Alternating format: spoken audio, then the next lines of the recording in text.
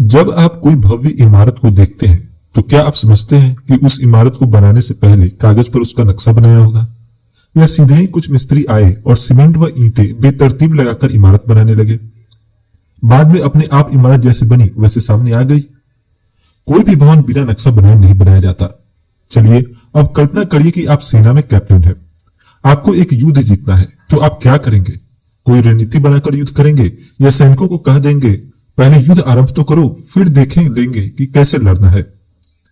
आपने एक कहानी सुनी होगी कि प्राचीन काल में एक बहुत बड़ा व्यापारी था। उसके 4 पुत्र थे।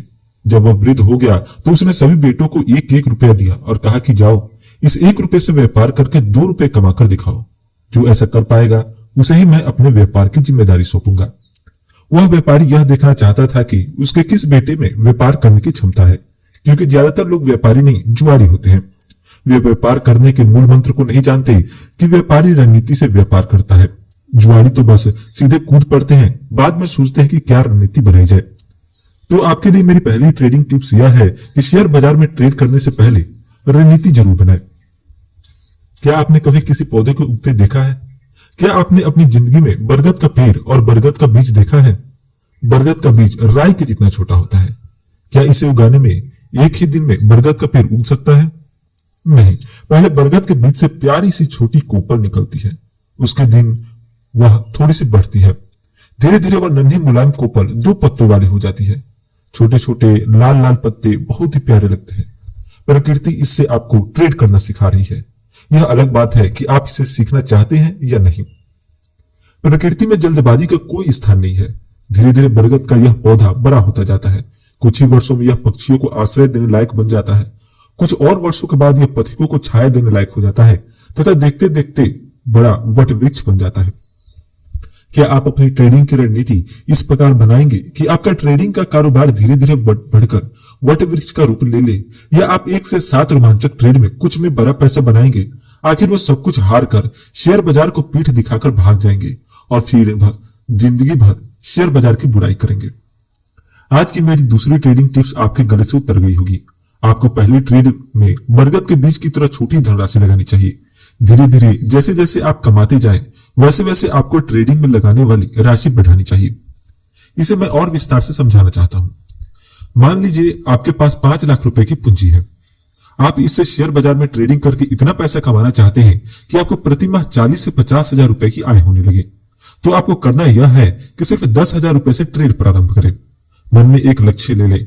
यदि मैं 10,000 से 2,000 कमा सका, यानी 10,000 की पूंजी को 12,000 में बदल सका, तो मैं बरगद के पौधे की तरह अपनी कार्यकारी पूंजी जिसे मैं ट्रेड करता हूं को बढ़ाकर 20,000 कर दूंगा।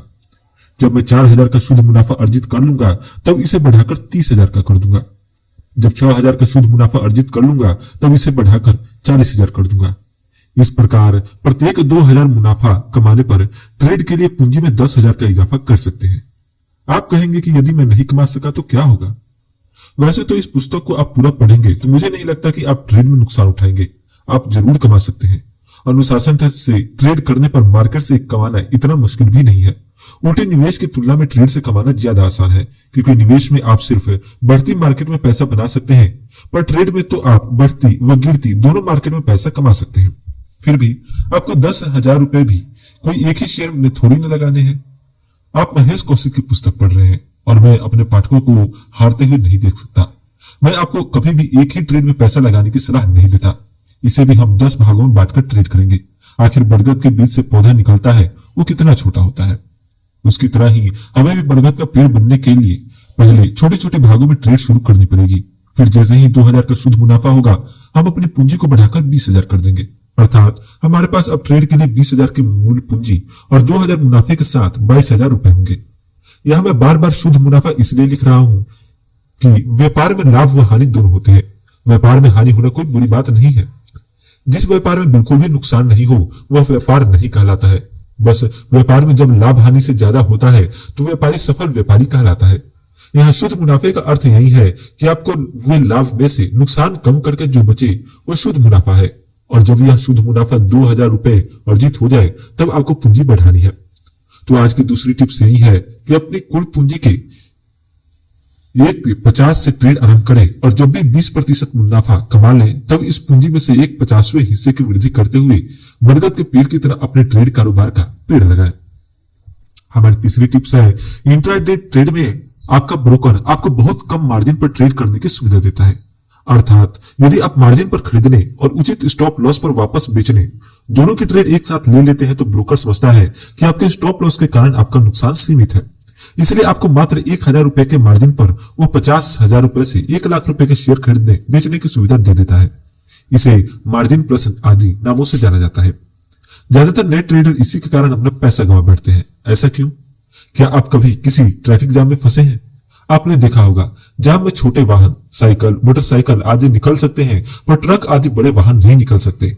इसी प्रकार आप शेयर बाजार में ट्रक की साइज वाली ट्रेड लेंगे तो आप उस ट्रक की तरफ फंस जाएंगे। ऐसा इसलिए होता है कि यह एक बाजार है। यहाँ जब आप कोई शेयर जिस मात्रा में खरीदते हैं आपके सामने भी कोई ट्रेडर उस शेयर को उसी मात्रा में बेचने वाला होना चाहिए तो ही ट्रेड एग्जीक्यूट होती है। कोई शेयर जिस मात्रा में बेचते हैं आपके सामने भी कोई ट्रेडर उस शेयर को उसी मात्रा में खरीदने वाला होना चाहिए तो ही ट्रेड एग्जीक्यूट होती है। जैसे इस चित्र में देखिए, मैं आपको टीसीएस के शेयर की एनएसई की साइट पर मार्केट डेप्थ दिखा रहा हूं। आप देख सकते हैं कि शेयर का मार्केट प्राइस 2362 रुपए 35 पैसे है। इसके ऑर्डर बुक में देखिए, कोई व्यक्ति 5 शेयर 2362.15 में खरीदना चाहता है। दूसरी तरफ 9 शेयर 2362.35 पर बेचने के लिए उपलब्ध है। अब आप खूब सारा मार्जिन लगाकर इंट्राडे में टीसीएस के 100 शेयर खरीद डालने का ऑर्डर प्लेस कर देंगे। आप सोच रहे हो कि मार्केट प्राइस 2362.35 पर खरीदना है, पर आपकी ट्रेड एग्जीक्यूट होगी तो आपको 9 शेयर 2362.35 के मूल्य पर मिलेंगे और 48 शेयर 2362.60 के मूल्य पर मिलेंगे जो ऊपर के चित्र में अगला विक्रेता बेचना चाहता है। 10 शेयर 2362.65 के मूल्य पर आएंगे। इस प्रकार आपके ऑर्डर से ही मार्केट में प्राइस बढ़ जाएंगे और इतनी बड़ी मात्रा में आप बेचेंगे तब आपके बेचने के ऑर्डर से ही प्राइस घट जाएंगे। यह तो मैंने टीसीएस का एक उदाहरण लिया है जो लार्ज कैप स्टॉक है तथा लिक्विड स्टॉक है, इसलिए मार्केट प्राइस में 40 से 50 पैसे का ही अंतर आपके ऑर्डर के कारण आ रहा है। किसी कम वॉल्यूम वाले छोटे स्टॉक में आप ऐसा 2 से 3 लाख रुपए का खरीदने का ऑर्डर एक साथ डाल देंगे तो आपके कारण ही स्टॉक अपर सर्किट पर आ सकता है और बेचते समय आपके कारण ही शेयर के प्राइस टूट जाएंगे। आपको ऐसा लगेगा कि आपके साथ यह क्या हुआ। आपने जिस प्राइस पर खरीदने का ऑर्डर डाला उससे ऊपर आपको शेयर मिले और जिस प्राइस पर बेचने का ऑर्डर डाला उससे नीचे बिके तथा आपको अच्छा खासा नुकसान हो गया। आप सोच रहे होंगे आप मार्केट ऑर्डर की जगह लिमिट ऑर्डर लगाएंगे, पर ऐसा करने पर आपके लिमिट मूल्य पर कोई खरीदने बेचने वाला नहीं मिला तो आपकी ट्रेड एग्जीक्यूट ही नहीं हो पाएगी। तो आपको आपके ब्रोकर के न्यूनतम ब्रोकरेज के अनुसार एक ट्रेड में 40 से 50,000 रुपए से ज्यादा के शेयर मार्जिन पर खरीदने बेचने नहीं चाहिए। ट्रेडिंग के लिए स्टॉक चयन करते समय उनकी मार्केट डेप्थ चेक कर ले। शेयर ज्यादा वॉल्यूम होने वाले होने चाहिए ताकि आपके खरीदते बेचते समय सामने दूसरा व्यक्ति उसको खरीदने बेचने वाला उपलब्ध रहे। नहीं तो ऐसा हो जाता है कि आपने अपर सर्किट के आसपास शेयर ले लिया तथा बेचते समय लोअर सर्किट पर बेचना पड़ा। इसमें स्टॉप लॉस भी काम नहीं करता क्योंकि वॉल्यूम कम होने से आपके स्टॉप लॉस पर क्रेता या विक्रेता ही नहीं होते। तो हमारी तीसरी टिप्स यही है, छोटी छोटी ट्रेड से छोटा छोटा मुनाफा कमाए। बूंद बूंद से घड़ा बढ़ता है। आप एक ट्रेड में 200 से 500 रुपए भी कमाते हैं और दिन में आपकी 10 में से 60 ट्रेड लाभ में रहती है तो आप 2000 से 2500 रुपए कमा सकते हैं। पर आपको छोटी छोटी ट्रेड लेनी चाहिए। जैसा कि मैंने आपको बताया कि आपको 10,000 रुपए की पूंजी से इंट्राडे का कारोबार आरंभ करना चाहिए तथा धीरे धीरे पूंजी को बढ़ाना चाहिए। मान लीजिए आप इस पूंजी को नहीं बढ़ाते और केवल 2% मासिक मुनाफा ही कमाते हैं, अर्थात आप एक माह तक इंट्राडे में व्यापार करके केवल 200 रुपए ही कमा लेते हैं तथा अगले महीने इस 10,200 रुपए से वापस 2% मासिक मुनाफा अर्थात 240 रुपए कमा लेते हैं। अब आपकी पूंजी 10,440 रुपए हो गई। इस प्रकार आप मात्र 2% मुनाफा एक महीने में कमाए तथा मुनाफे को ही अपने मूल पूंजी में जोड़ते रहे तो क्या आप मुझे बता सकते हैं कि 30 वर्षों में आपकी कुल पूंजी कितनी हो जाएगी? आप जो उत्तर सुनेंगे उससे आपको हार्ट अटैक आ सकता है, अतः कृपया कमजोर दिल वाले इससे आगे नहीं बढ़े। इस प्रकार महीने में 2% मुनाफा कमाते रहने से 30 वर्ष में आपकी 10,000 रुपए की पूंजी बढ़कर 1,24,75,611 रुपए हो जाएगी। जिनको इस गणना पर विश्वास नहीं हो रहा है उनके लिए मेरे द्वारा इस गणना की बनाई गई एक्सेल शीट की प्रतिलिपि पुस्तक के आखिर में परिशिष्ट में दी जा रही है। अब 10,000 रुपए से महीने में 2,000 रुपए 200 रुपए कमाना कोई बड़ा टारगेट है क्या? महीने में लगभग 20 ट्रेडिंग सेशन होते हैं। इसका मतलब आपको रोज मात्र 10 रुपए कमाने हैं। कौन सा व्यापारी ऐसा है जो 10,000 रुपए की पूंजी लगाकर रोज के 10 रुपए नहीं कमा सकता? एक सब्जी बेचने वाला एक अनाड़ी शेयर कारोबारी से ज्यादा होशियार होता है, क्योंकि वह 10,000 रुपए की सब्जी रोज लाकर बेचता है तो उस पर 200 से 300 रुपए कमा लेता है। क्योंकि एक शेयर व्यापारी को मैं रोज 10 रुपए कमाने का टारगेट भी देता हूं तो वह मूल पूंजी से भी 200 से 300 रुपए गंवा कर आ जाता है। यही कारण है कि मैं हमेशा यह कहता हूं कि जिसको टमाटर बेचने नहीं आते वो शेयर भी नहीं बेच सकता, क्योंकि टमाटर बेचने तथा शेयर बेचने के व्यापार में बहुत समानता है। टमाटर नहीं बिके तो वो सड़ जाते हैं। उनको यदि नुकसान उठाकर नहीं बेचा जाएगा तो सारे टमाटर सड़ जाएंगे। टमाटर का व्यापारी यह बात जानता है। वह ताजा टमाटरों पर खूब मुनाफा कमाता है। जो जो शाम होती है वो मुनाफे का टारगेट कम करता रहता है, पर टमाटर सड़ने से पहले वह छोटा नुकसान खाकर भी बेच देता है। पर अनाड़ी शेयर कारोबारी एक फिक्स टारगेट पकड़कर बैठा रहता है और अपने शेयरों के सड़ने का इंतजार करता रहता है। अंत में बड़ा नुकसान उठाने के बाद ही बाहर निकलता है। टमाटर बेचने वाला 1 रुपए का मुनाफा लेकर भी टमाटर बेच देता है, पर अनाड़ी शेयर ट्रेड में 5 से 20% मुनाफा कमाने के चक्कर में छोटे मुनाफे को गंवा देता है और आखिर में उसका शेयर हानि में आ जाता है। तो टिप्स संख्या 4 का अर्थ यही है कि आपको इंट्राडे में मुनाफे का टारगेट 1% से ज्यादा नहीं रखना चाहिए। यदि आप एक शेयर में इंट्राडे में 10,000 की ट्रेड लेते हैं, जिसके लिए आपको 1,000 से 2,000 रुपए ही मार्जिन देना पड़ेगा, तो उसका 1% आप 100 रुपए कमा सकते हैं, जबकि आपके एक दिन की कमाई का टारगेट 10 रुपए ही था। आपने यदि 100 रुपए कमा लिए तो आपने 10 दिन का टारगेट पूरा कर लिया। अर्थात इस गति से आप 30 साल की जगह 3 साल में ही 10,000 से 1,24,75,000 रुपए बना सकते हैं। पर यह मुख्य समस्या यह आती है कि आप 100 रुपए का मुनाफा बुक करते नहीं और स्टॉप लॉस लगाते नहीं। उससे आपका यह आया हुआ मुनाफा चला जाता है और आपकी ट्रेड 100 रुपए मुनाफे की जगह 200 से 300 रुपए का नुकसान देकर जाती है। अब आप मुनाफा भूल जाते हैं और नुकसान पूरा करने के चक्कर में ट्रेड करने लगते हैं। इस विषय में मुझे एक सदगुरुदेव के वचन याद आ गए। वे कहते हैं कि यदि आप बेवकूफियां करना नहीं छोड़ते तो स्वयं ब्रह्मा जी भी आपको ब्रह्म ज्ञान नहीं दे सकते। ब्रह्म ज्ञान पाने की एक ही योग्यता है, बेवकूफी का त्याग करना। इसलिए शेयरों में मुनाफा कमाने के लिए लाभ का टारगेट छोटा 1% के लगभग रखना और स्टॉप लॉस उससे भी आधा, अर्थात आधा प्रतिशत रखना जरूरी है। अर्थात आपके 100 रुपए कमाने का टारगेट है और आपकी ट्रेड 50 रुपए नुकसान में आ गई तो आपके टमाटर सड़ रहे हैं। इस 50 रुपए का नुकसान बुक करने से ही आपकी मूल पूंजी की सुरक्षा हो सकती है और आप दिन के अंत में नुकसान की जगह प्रॉफिट लेकर जा सकते हैं।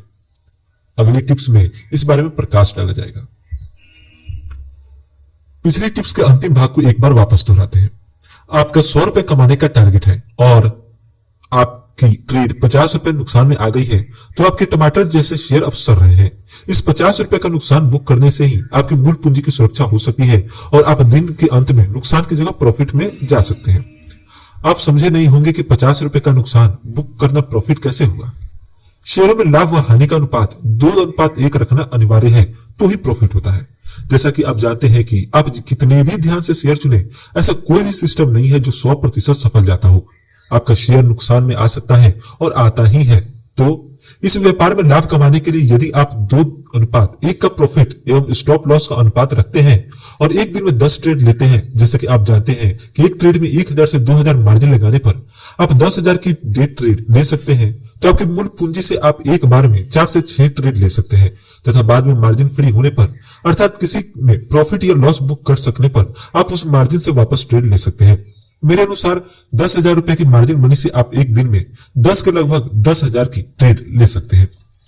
तो यदि आप 1% मुनाफे का टारगेट लेते हैं और आधा प्रतिशत का स्टॉप लॉस रखते हैं तो आपकी 10 ट्रेड मान लीजिए आप 6 ट्रेड में पैसा गंवाते हैं और सिर्फ 4 में बनाते हैं तो क्या होगा, अर्थात आपने 4 ट्रेड में 100 रुपए कमाए, यानी कुल 400 रुपए कमाए और 6 ट्रेड में 50 गंवाए, अर्थात 300 रुपए गंवाए तो भी आप 100 रुपए कमा सकते हैं।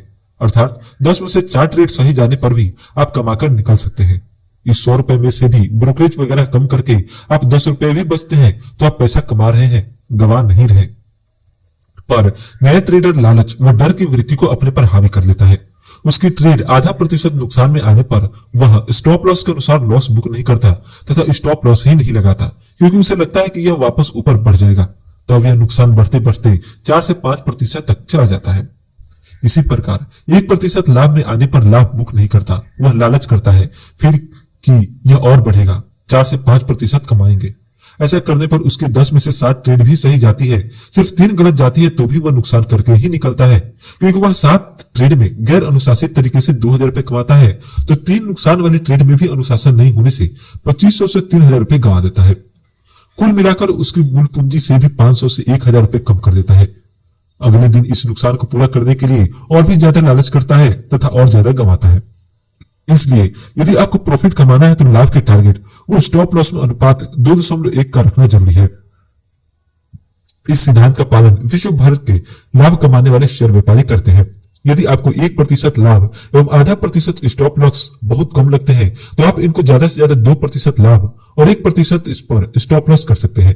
पर यदि आप चार्ट वगैरह समझकर अच्छी तरह से मूवमेंट वाले स्टॉक में एंट्री लेते हैं तो 2% की जगह 1% का लाभ मिलना मेरे अनुभव में बहुत ही सरल व तेजी से होता है। इससे हमारा मार्जिन फ्री हो जाता है, जिसे हम दूसरे ट्रेड में लगा सकते हैं। शेयरों की ट्रेडिंग में पैसा बनाने के लिए टारगेट व स्टॉप लॉस में 2:1 का अनुपात रखना बहुत ही आवश्यक शर्त है। यदि आप स्टॉप लॉस नहीं रखना चाहते तो इंट्राडे के स्थान पर छोटी अवधि की स्विंग ट्रेडिंग करें, जिसकी विधि इस पुस्तक में आगे बताई गई है। स्विंग ट्रेडिंग से भी आप आसानी से अपनी पूंजी पर 2 से 5% प्रति माह बगैर नुकसान उठाए कमा सकते हैं। स्विंग ट्रेड पर ज्यादा जानकारी आपको आगे के टिप्स में दे रहे हैं। एनएससी की वेबसाइट पर शेयरों की सूची मिल जाती है जो उस ट्रेडिंग सेशन में बहुत ज्यादा एक्टिव है, अर्थात जिनमें वॉल्यूम बहुत ज्यादा हो रहा है। आपको भी भीड़ के साथ रहना चाहिए। जिन शेयरों में ज्यादा ट्रेड हो रहा है या तो वे बहुत बढ़ने वाले हैं या बहुत गिरने वाले हैं। आपको उनमें ट्रेड करने पर यह लाभ होगा कि एक तो खरीदार व बिकवाल दोनों ही बहुत ज्यादा होने से आपके शेयर के प्राइस में एकदम से बहुत ज्यादा अंतर नहीं आएगा, जिसे आपका स्टॉप लॉस बहुत जल्दी ट्रिगर होने की उम्मीद नहीं है। दूसरा लाभ यह कि ऐसे शेयर जो लिक्विड शेयर कहलाते हैं उनमें आपका ब्रोकर मार्जिन भी कम चार्ज करता है। जैसे एक कम वॉल्यूम वाले मिड कैप शेयर में यदि आप 10,000 रुपए के शेयर मार्जिन पर खरीदना या बेचना चाहते हैं तो आपका ब्रोकर 3 से 4,000 तक मार्जिन ब्लॉक कर सकता है। और ज्यादा वॉल्यूम वाले लार्ज कैप स्टॉक में 10,000 की ट्रेड मात्र 800 से 1600 रुपए मार्जिन पर ही मिल जाती है। मार्जिन ऐसे फिक्स नहीं होती, ये शेयर की तरलता के आधार पर तय की जाती है। इसलिए ज्यादा वॉल्यूम वाले शेयरों का ही ट्रेड के लिए चयन करना चाहिए। मेरी आपको यह भी सलाह है कि आप पिछले दिन के ज्यादा वॉल्यूम वाले शेयरों का ट्रेड के लिए चयन करें, क्योंकि ऐसा करने पर आपकी सफलता की दर और भी बढ़ जाती है। एनएससी की वेबसाइट से आप पिछले दिन की भाव कॉपी की एक्सेल शीट डाउनलोड कर सकते हैं, फिर उसमें उस दिन हुए सबसे ज्यादा ट्रेड वाले शेयरों का चयन कर सकते हैं। या इसकी एक विधि और भी है। आप एनएससी की वेबसाइट पर निम्न चित्र के अनुसार लाइव मार्केट लिंक पर जाएं तथा उस दिन की सबसे ज्यादा एक्टिव सिक्योरिटीज का चयन कर लें। अब आपको यह कैसे पता चलेगा कि शेयर बढ़ने वाले हैं या घटने वाले हैं? आज की टिप्स याद रखें। पिछले दिन जो शेयर सबसे ज्यादा ट्रेड वाले थे उनमें आपको आज ट्रेडिंग करनी है, क्योंकि आजकल जिन्होंने प्रॉफिट की उम्मीद में शेयर लिया था वह बेच सकते हैं, जिससे शेयर गिर सकता है और आप शॉर्ट सेलिंग करके मुनाफा कमा सकते हैं। या कल जिस उम्मीद से ज्यादा ट्रेड हुआ था वह उम्मीद आज भी जारी रही तो शेयर और भी बढ़ सकता है, आप उसमें लॉन्ग पोजीशन लेकर मुनाफा कमा सकते हैं। पिछली टिप्स में आपने मुझसे यह सीख लिया है कि शेयर बाजार में ट्रेड की शुरुआत आप छोटी राशि से भी कर सकते हैं तथा आपको मुनाफे व स्टॉप लॉस का एक उचित अनुपात रखकर अलग अलग ट्रेड लेकर मुनाफा कमाना है, क्योंकि ऐसा कोई परफेक्ट सिस्टम नहीं होता जिससे ट्रेड के सही या गलत जाने का 100% सटीक अनुमान लगाया जा सके। परंतु आप यदि मुनाफे व स्टॉप लॉस में 2:1 का अनुपात रखते हैं तो 12 में से 7 गलत 5 सही ट्रेड पर भी आप मुनाफा कमा सकते हैं। जैसे 10,000 रुपए की ट्रेड लेने पर आपका 100 रुपए का मुनाफे का टारगेट एवं 50 रुपए का स्टॉप लॉस हो तो 7 गलत ट्रेड में आपका नुकसान 350 रुपए का होता है तथा 5 सही ट्रेड में आपका फायदा 500 रुपए का होता है। कुल मिलाकर आप 150 की कमाई करते हैं। जबकि आप अनाड़ी नहीं है तो ऐसा नहीं हो सकता कि आपकी 12 में से 7 ट्रेड गलत हो जाए। वास्तव में इसका उल्टा होता है। 12 में से 6 से 7 ट्रेड सही जाती है और 5 से 6 गलत भी जा सकती है, जो नॉर्मल है। बड़े बड़े ट्रेडरों के साथ भी ऐसा होता है, तभी तो स्टॉप लॉस बना है। मैंने निकोलस डार्वस की एक पुस्तक पढ़ी थी जिसका शीर्षक है शेयर बाजार से पैसे मैंने कैसे कमाए। इसमें उन्होंने एक ही बात पर बल दिया कि शेयर कभी अच्छे या बुरे नहीं होते।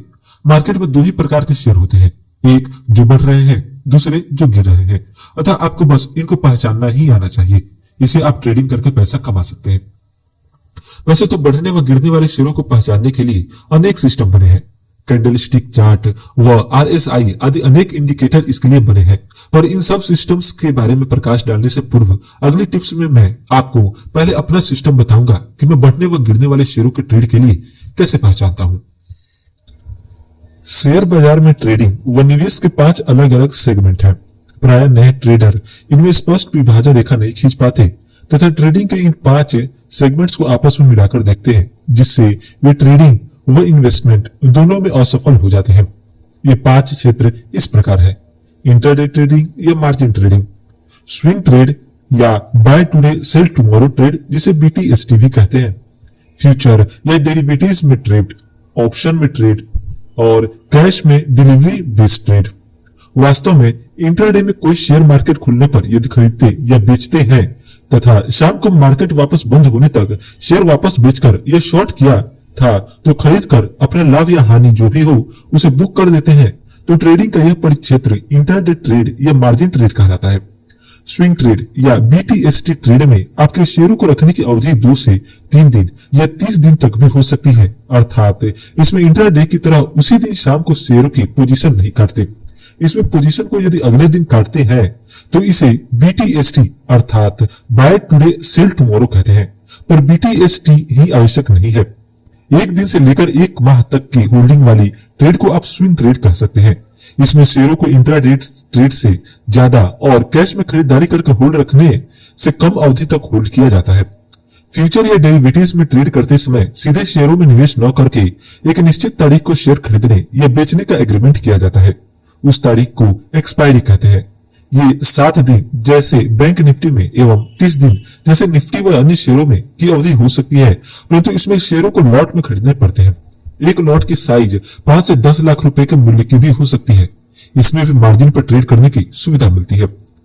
ऑप्शन एक प्रकार का बीमा है। इसमें आप एक फिक्स तारीख को शेयर खरीदने या बेचने का सौदा करके बदले में प्रीमियम चुकाते हैं। उस तारीख को आपको शेयर खरीदने या बेचने पर आपके चुकाए गए प्रीमियम से ज्यादा राशि मिलती है तो आप मुनाफे में रहते हैं, और प्रीमियम से कम राशि मिलती है तो आपको नुकसान होता है।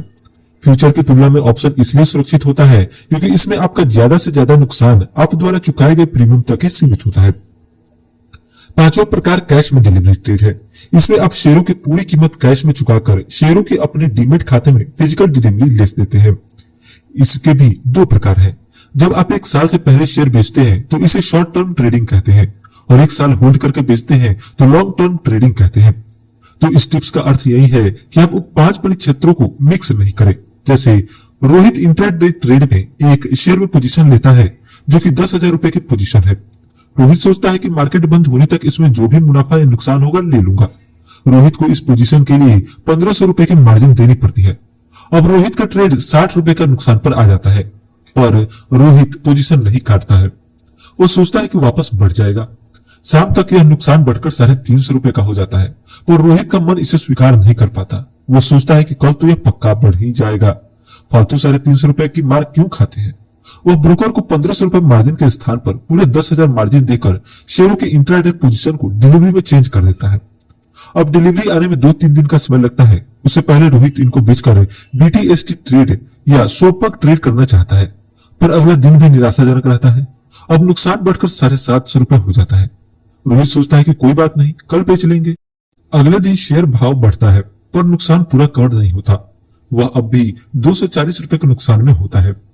रोहित सोचता है कि अब तो शेयर वापस बढ़ने लग गया है, डिलीवरी आने दो, थोड़ा और रुक कर शॉर्ट टर्म ट्रेडिंग में मुनाफा कमाकर ही निकलेंगे। पर शेयर वापस गिरता है। अब रोहित 1200 रुपए के नुकसान में रहता है। वह शॉर्ट टर्म से लॉन्ग टर्म निवेशक बन जाता है।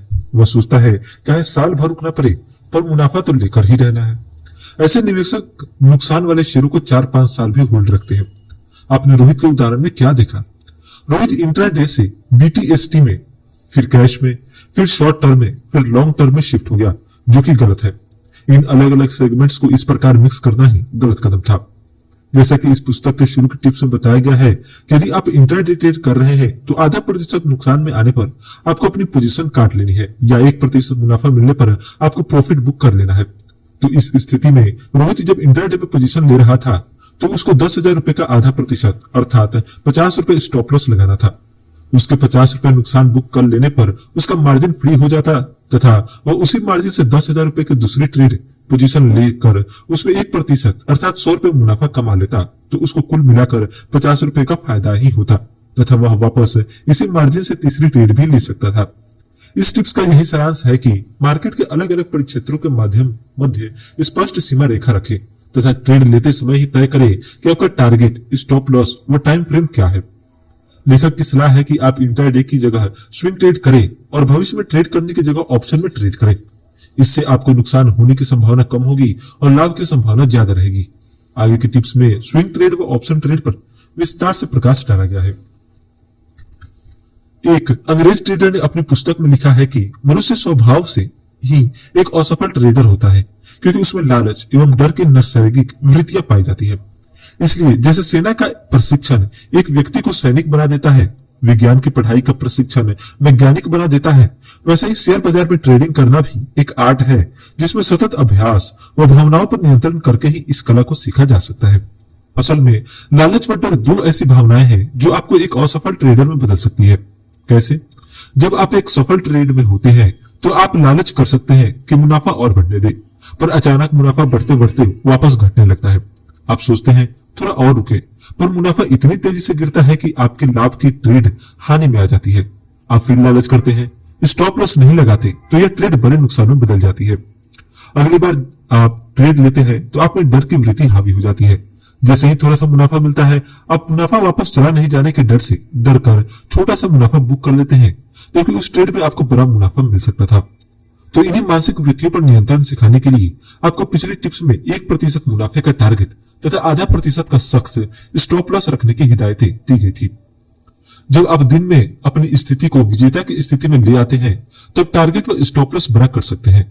मान लो आप एक ट्रेड में 10,000 रुपए की ट्रेड लेते हैं और 100 रुपए का मुनाफा या 50 रुपए के नुकसान का टारगेट रखते हैं, तथा सौभाग्य से आपकी पहली 7 ट्रेड में से 5 सही चली जाती है, तो आप उस दिन 5 सही ट्रेड में 500 रुपए कमाते हैं और 2 गलत ट्रेड में 100 रुपए गंवाते हैं।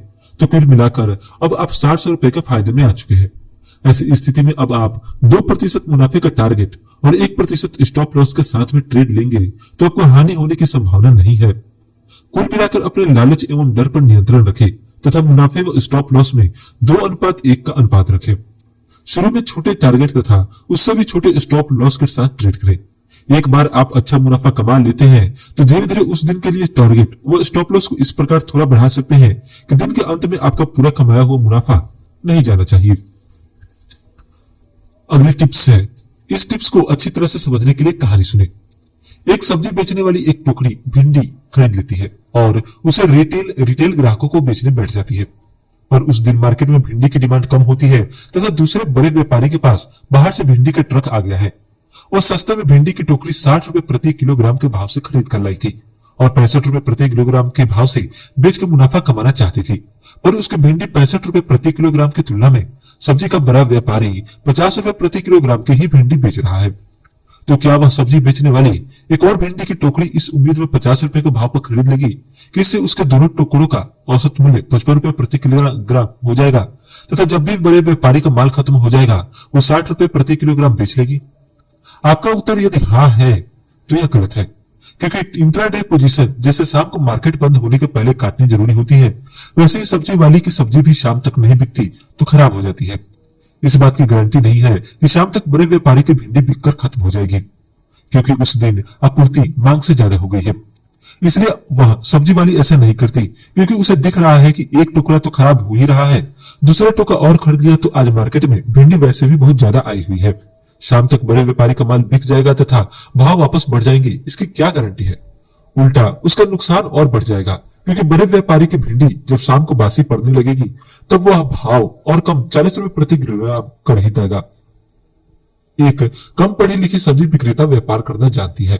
वह पहले से जो सब्जी नहीं बिक रही उसको और ज्यादा खरीद कर एवरेज आउट नहीं करती, पर शेयरों में ट्रेडर जब खरीद लेता है तथा उसकी पोजीशन नुकसान में आ जाती है तो उसके अहंकार को चोट लगती है। वह सोचता है यह टिप्स तो इतने बड़े रिसर्च एनालिस्ट की है, यह फेल नहीं हो सकती, इसलिए वह गिरते हुए दाम पर शेयर और खरीदकर एवरेज आउट कर लेता है। पर जब शाम तक भी भाव नहीं बढ़ते तो वह दुगना नुकसान उठाकर रिसर्च एनालिस्ट को भी गलतियां निकालता है तथा फिर से एक नई परफेक्ट टिप्स की तलाश में निकल जाता है, जो अंतहीन खोज है। किसी भी रिसर्च एनालिस्ट की टिप्स 100% सफल नहीं जाती। शेयरों में यदि ट्रेड करना है तो इसकी कला एक ही है कि इंटरडे में आप गिरती हुई पोजीशन को एवरेज आउट नहीं करें, स्टॉप लॉस रखें तथा हानि व लाभ का अनुपात 1:2 रखें। हालांकि स्विंग ट्रेड जिसमें पोजीशन 1 दिन से 30 दिन तक होल्ड की जाती है, उसमें गिरती हुई पोजीशन को कुछ निश्चित नियमों के तहत लगातार एवरेज आउट करने की अनुमति है। उसमें हम प्रत्येक एवरेज आउट के साथ मुनाफे का टारगेट भी लगातार कम करते रहते हैं। इस प्रकार की स्विंग ट्रेड पर पुस्तक के आगे के भाग में विस्तार से बताया जाएगा। फिलहाल आप ध्यान रखें, इंट्राडे में यदि आप पोजीशन में मुनाफा नहीं होकर उल्टा नुकसान हो रहा है तो उसमें एवरेज आउट करने की जगह बाहर निकलने में ही फायदा है। जैसे उस सब्जी वाले ने भिंडी के भाव और कम होने से पहले तथा भिंडी के खराब होने से पहले ही भिंडी नुकसान में बेचकर और ज्यादा नुकसान होने से बचा लिया तथा उन्हीं पैसों से उसने दूसरी सब्जी खरीदकर उसमें मुनाफा कमाकर नुकसान को भी रिकवर कर लिया। असल में कभी कभी इंट्राडे में भी ऐसे एवरेज करने पर मुनाफा हो जाता है, क्योंकि शेयर मार्केट काफी अनिश्चित होता है। किसी किसी के साथ अंधे के हाथ बटेर लगी जैसी कहावत चरितार्थ हो जाती है, पर ज्यादातर इंट्राडे में एवरेज आउट के मामलों में नुकसान और बढ़ जाता है। इसलिए ट्रेडिंग करते समय लालच व डर जैसी भावनाओं के साथ साथ आपके अहम की भावना को भी दूर रखना होता है। मैं गलत नहीं हूं या फलां सर गलत नहीं हो सकते या मैं इसी ट्रेड से लाभ कमाकर रहूंगा, ऐसा ईगो रखना गलत है। ट्रेड लेने से पूर्व टारगेट व स्टॉप लॉस तय कर लीजिए तथा फिर उनका सख्ती से पालन कीजिए। व्यापार को व्यापार की तरह कीजिए, इसे क्रिकेट के मैच की तरह हार जीत का प्रश्न न बनाए। प्रैक्टिकल अभ्यास, किसी ऐसे ट्रेडर की तलाश कीजिए जिसे इंट्राडे में बहुत बड़ा नुकसान हुआ हो। उससे पूछिए कि क्या आपने गिरती हुई पोजीशन को एवरेज आउट किया था। आप देखेंगे कि लगभग 100% मामलों में उसका उत्तर हाँ में मिलेगा। मेरे पास प्रतिदिन ऐसे बहुत से ईमेल्स और यूट्यूब कमेंट्स, ब्लॉग कमेंट्स आते हैं कि मैं ट्रेडिंग के लिए टेक्निकल चार्ट का एनालिसिस सिखाते हुए ट्रेडिंग के लिए टेक्निकल चार्ट पर सबसे अच्छा इंडिकेटर कौन सा है इसके बारे में जानकारी दूं। शेयर बाजार में टेक्निकल चार्ट पर शेयर के मूवमेंट को एनालिसिस करने वाले 200 से अधिक इंडिकेटर जैसे RSI, VWAP, IMI, EMA, DMA, SMA उपलब्ध है। इनमें से कुछ बहुत साधारण है तो कुछ बहुत जटिल। सभी ट्रेडर यह तलाशते रहते हैं कि इतने सारे इंडिकेटर में सबसे बेस्ट कौन सा है। आमतौर पर नए ट्रेडर तो ऐसे किसी परफेक्ट इंडिकेटर की तलाश में रहते हैं जो अलादीन के चिराग की तरह हो तथा जो 100% सही व सटीक हो जाए। इस बेस्ट इंडिकेटर की तलाश में वे शेयर बाजार पर नई नई पुस्तकें पढ़ते हैं। हो सकता है आपने भी यह पुस्तक इस परफेक्ट ट्रेडिंग सिग्नल की प्यास को पूरा करने के लक्ष्य से ही खरीदी हो। इंटरडे ट्रेडिंग और टेक्निकल चार्ट एनालिसिस पर लाखों पुस्तकें उपलब्ध है। सभी में 1 या 2 या 3-4 सिग्नल मिक्स करके ट्रेडिंग पर लंबे चौड़े ज्ञान दिए जाते हैं। पर नया ट्रेडर जब पुस्तक पढ़कर उसके ज्ञान को यथार्थ के धरातल पर परखने जाता है तो उसे लगता है यह सिस्टम भी परफेक्ट नहीं है। उसकी तलाश फिर शुरू हो जाती है। यूट्यूब पर इस विषय पर करोड़ों की संख्या में वीडियो उपलब्ध है। उनको देखने से ऐसा लगेगा कि आज तो परफेक्ट ट्रेडिंग सिस्टम मिल ही गया, पर फिर प्रैक्टिकल ट्रेडिंग में उस सिस्टम से कुछ दिन ही फायदा होता है, फिर इतना नुकसान होता है कि स्टॉप लॉस उड़ते उड़ते वो फायदा भी चला जाता है। अब मैं आपको जो बेस्ट इंडिकेटर बताने वाला हूं वह थोड़ा कड़वा है, पचाने में भारी है। नए ट्रेडर को तो बिल्कुल हजम नहीं होता, पर यह शाश्वत सत्य है। वह आप जितने जल्दी आत्मसात कर लेंगे उतने ही लंबे समय तक आप बाजार में टिके रह सकेंगे। वह बेस्ट इंडिकेटर का वह शाश्वत सत्य है कि शेयर मार्केट में इंटरनेट ट्रेडिंग के लिए कोई भी सिस्टम परफेक्ट नहीं है। तो क्या करें? कुछ नहीं। इसमें आपको हमेशा ध्यान रखना है कि 100% परफेक्ट सिस्टम की तलाश छोड़कर अपने सिस्टम से, अर्थात जिस भी तरीके से आपको आपकी ट्रेड सफल होने की संभावना ज्यादा लगे, उस सिस्टम से छोटी पोजीशन लेनी है तथा लाभ व नुकसान को 2:1 में रखते हुए ही लाभ कमाने का प्रयास करना है, जिसका वर्णन पहले किया जा चुका है। वैसे मेरी निजी राय में VWAP से ब्रेकआउट का इंडिकेटर सबसे ज्यादा सही लगता है। इसके बारे में आपको टिप्स संख्या आगे बताई गई है। प्रैक्टिकल अभ्यास, इंटरडे में 14 दिन की RSI के अनुसार जो शेयर चार्ट पर ओवरसोल्ड दिख रहा हो उसे खरीदे तथा ओवरबॉट दिख रहा हो उसे बेचे। आप देखेंगे कि यह विधि ज्यादातर मामलों में सही जा रही है, पर हमेशा नहीं। कभी कभी इस चार्ट पर शेयर ओवरसोल्ड या ओवरबॉट दिखता है, परंतु आपको उसके अनुसार ट्रेड करने पर फायदे की जगह नुकसान ही होता है। इसका अर्थ यही है कि टेक्निकल इंडिकेटर हमेशा सही नहीं होते, इसलिए इनके आधार पर अपनी मेहनत की कमाई को छोटे छोटे स्टॉप लॉस में गंवाना उचित नहीं है। आपको या तो फुल टाइम ट्रेडर बनकर हर वक्त स्क्रीन पर नजर जमाकर बैठना पड़ेगा, या आज नहीं तो कल स्विंग ट्रेडिंग में आना ही पड़ेगा। इंटरडे में ज्यादातर सही जाने वाले इंडिकेटर जब आप ट्रेड लेते हैं उसी समय फेल क्यों हो जाते हैं, यह आप अगले टिप्स में जानेंगे। कहते हैं कि दीवारों के भी कान होते हैं। वर्तमान में जब कंप्यूटर सिस्टम्स से ट्रेडिंग होती है तब आपकी इंट्राडे पोजीशन को आपके ऑनलाइन ट्रेडिंग सेवा प्रदाता के स्क्रीन पर आसानी से देखा जा सकता है। मार्केट डेप्थ में आप भी आसानी से मार्केट में उपलब्ध ऑर्डर को देख सकते हैं। इससे आपकी ली गई पोजीशन, आपके मार्जिन पोजीशन ली है या कैश एंड कैरी ली है, सब कुछ आपका ऑनलाइन ट्रेडिंग सेवा प्रदाता तो देख ही सकता है। इसके अलावा broker, sub broker, trading member आदि कौन कौन आपके पोजीशन को देख सकते हैं यह कहना मुश्किल है, पर कंप्यूटर के युग में असंभव भी नहीं है। आप सोच रहे होंगे कि भाई कोई यदि मेरे ऑर्डर मेरी ट्रेडिंग पोजीशन को देख भी लेता है तो इससे मुझे क्या फर्क पड़ने वाला है। क्या आपने कभी ताश खेली है? क्या आप अपने पत्ते दूसरों को देखने देते हैं? ताश में आपके पत्ते आपके विपक्षी खिलाड़ी द्वारा देख लिए जाए तो आपको क्या फर्क पड़ता है? मैं इस पुस्तक का लेखक इस बारे में 100% निश्चिंत नहीं हूं कि आपके इंट्राडे व मार्जिन पोजीशन को कौन कौन देख सकता है तथा इसका क्या क्या दुरुपयोग होने की संभावना है, पर यदि इसकी 1% भी संभावना है तो आप खतरे में हैं। मेरी पत्नी के पास तो एक ऑनलाइन ट्रेडिंग प्लेटफॉर्म से फिर फोन आया था। कोई महिला बोल रही थी, सीमा जी मैं देख रही हूँ आप स्टॉप लॉस बहुत छोटा रखती है जो अक्सर हिट हो जाता है। इस पर मैंने उससे पूछा कि आप कौन बोल रही है? वह बोली, मैं सीमा जी की ट्रेडिंग मैनेजर हूँ। मैंने कहा कि आपको हमारी पोजीशन वो स्टॉप लॉस देखने का क्या अधिकार है? उसने बताया कि हमारी कंपनी ने ग्राहकवार रिलेशनशिप मैनेजर नियुक्त किए हैं ताकि हम ट्रेडिंग में पैसे कमाने के लिए आपका मार्गदर्शन कर सके। सीमा जी की ट्रेडिंग आईडी मेरे अंडर में दी हुई है, इसलिए मैंने उनकी हर ट्रेड प्रॉफिट बुकिंग या लॉस बुकिंग व स्टॉप लॉस देख पाती हूँ। अब आप सोच रहे होंगे कि अपने रिलायंस के 1000 शेयर पर 1043 रुपए के भाव पर खरीदे। आप 1048 रुपए का टारगेट रखते हैं और 1038 रुपए का स्टॉप लॉस रखते हैं। एक बड़ा ऑपरेटर यदि यह पोजीशन देख सकता है, जो उसे पता है मार्केट में कितने कितने ऑर्डर किस किस भाव पर लगे हैं, तो उसे दिख रहा है कि यदि वह रिलायंस के 5000 शेयर एक साथ बेच देता है तो आपका स्टॉप लॉस हिट हो जाएगा, क्योंकि 5000 शेयर एक साथ बेचने पर भाव 1043, 1042, 1041, 1040 इस प्रकार गिरते गिरते कम होकर 1035 रुपए पर आ जाएगा, तो आपका स्टॉप लॉस 1038 रुपए पर हिट हो जाएगा। उसी समय वह 5000 शेयर वापस भी खरीद लेगा। उसके 5000 शेयर 1043 से 1035 के बीच में बिके। आपके जैसे बहुत से ट्रेडर इस नुकसान पर शेयर बेचकर पोजीशन काटना चाहेंगे। उसे वह 1035 से 1038 के बीच में 5000 शेयर वापस ले लेगा तो उसे अच्छा खासा लाभ होगा और आपको स्टॉप लॉस हिट होने से 1000 शेयरों में 5 रुपए प्रति शेयर के हिसाब से 5000 का घाटा होगा। मार्केट में किसी लो वॉल्यूम शेयर की तलाश करें, उसके मार्केट डेप्थ देखें। मार्केट डेप्थ देखना मैंने टिप्स संख्या 3 में बताया है।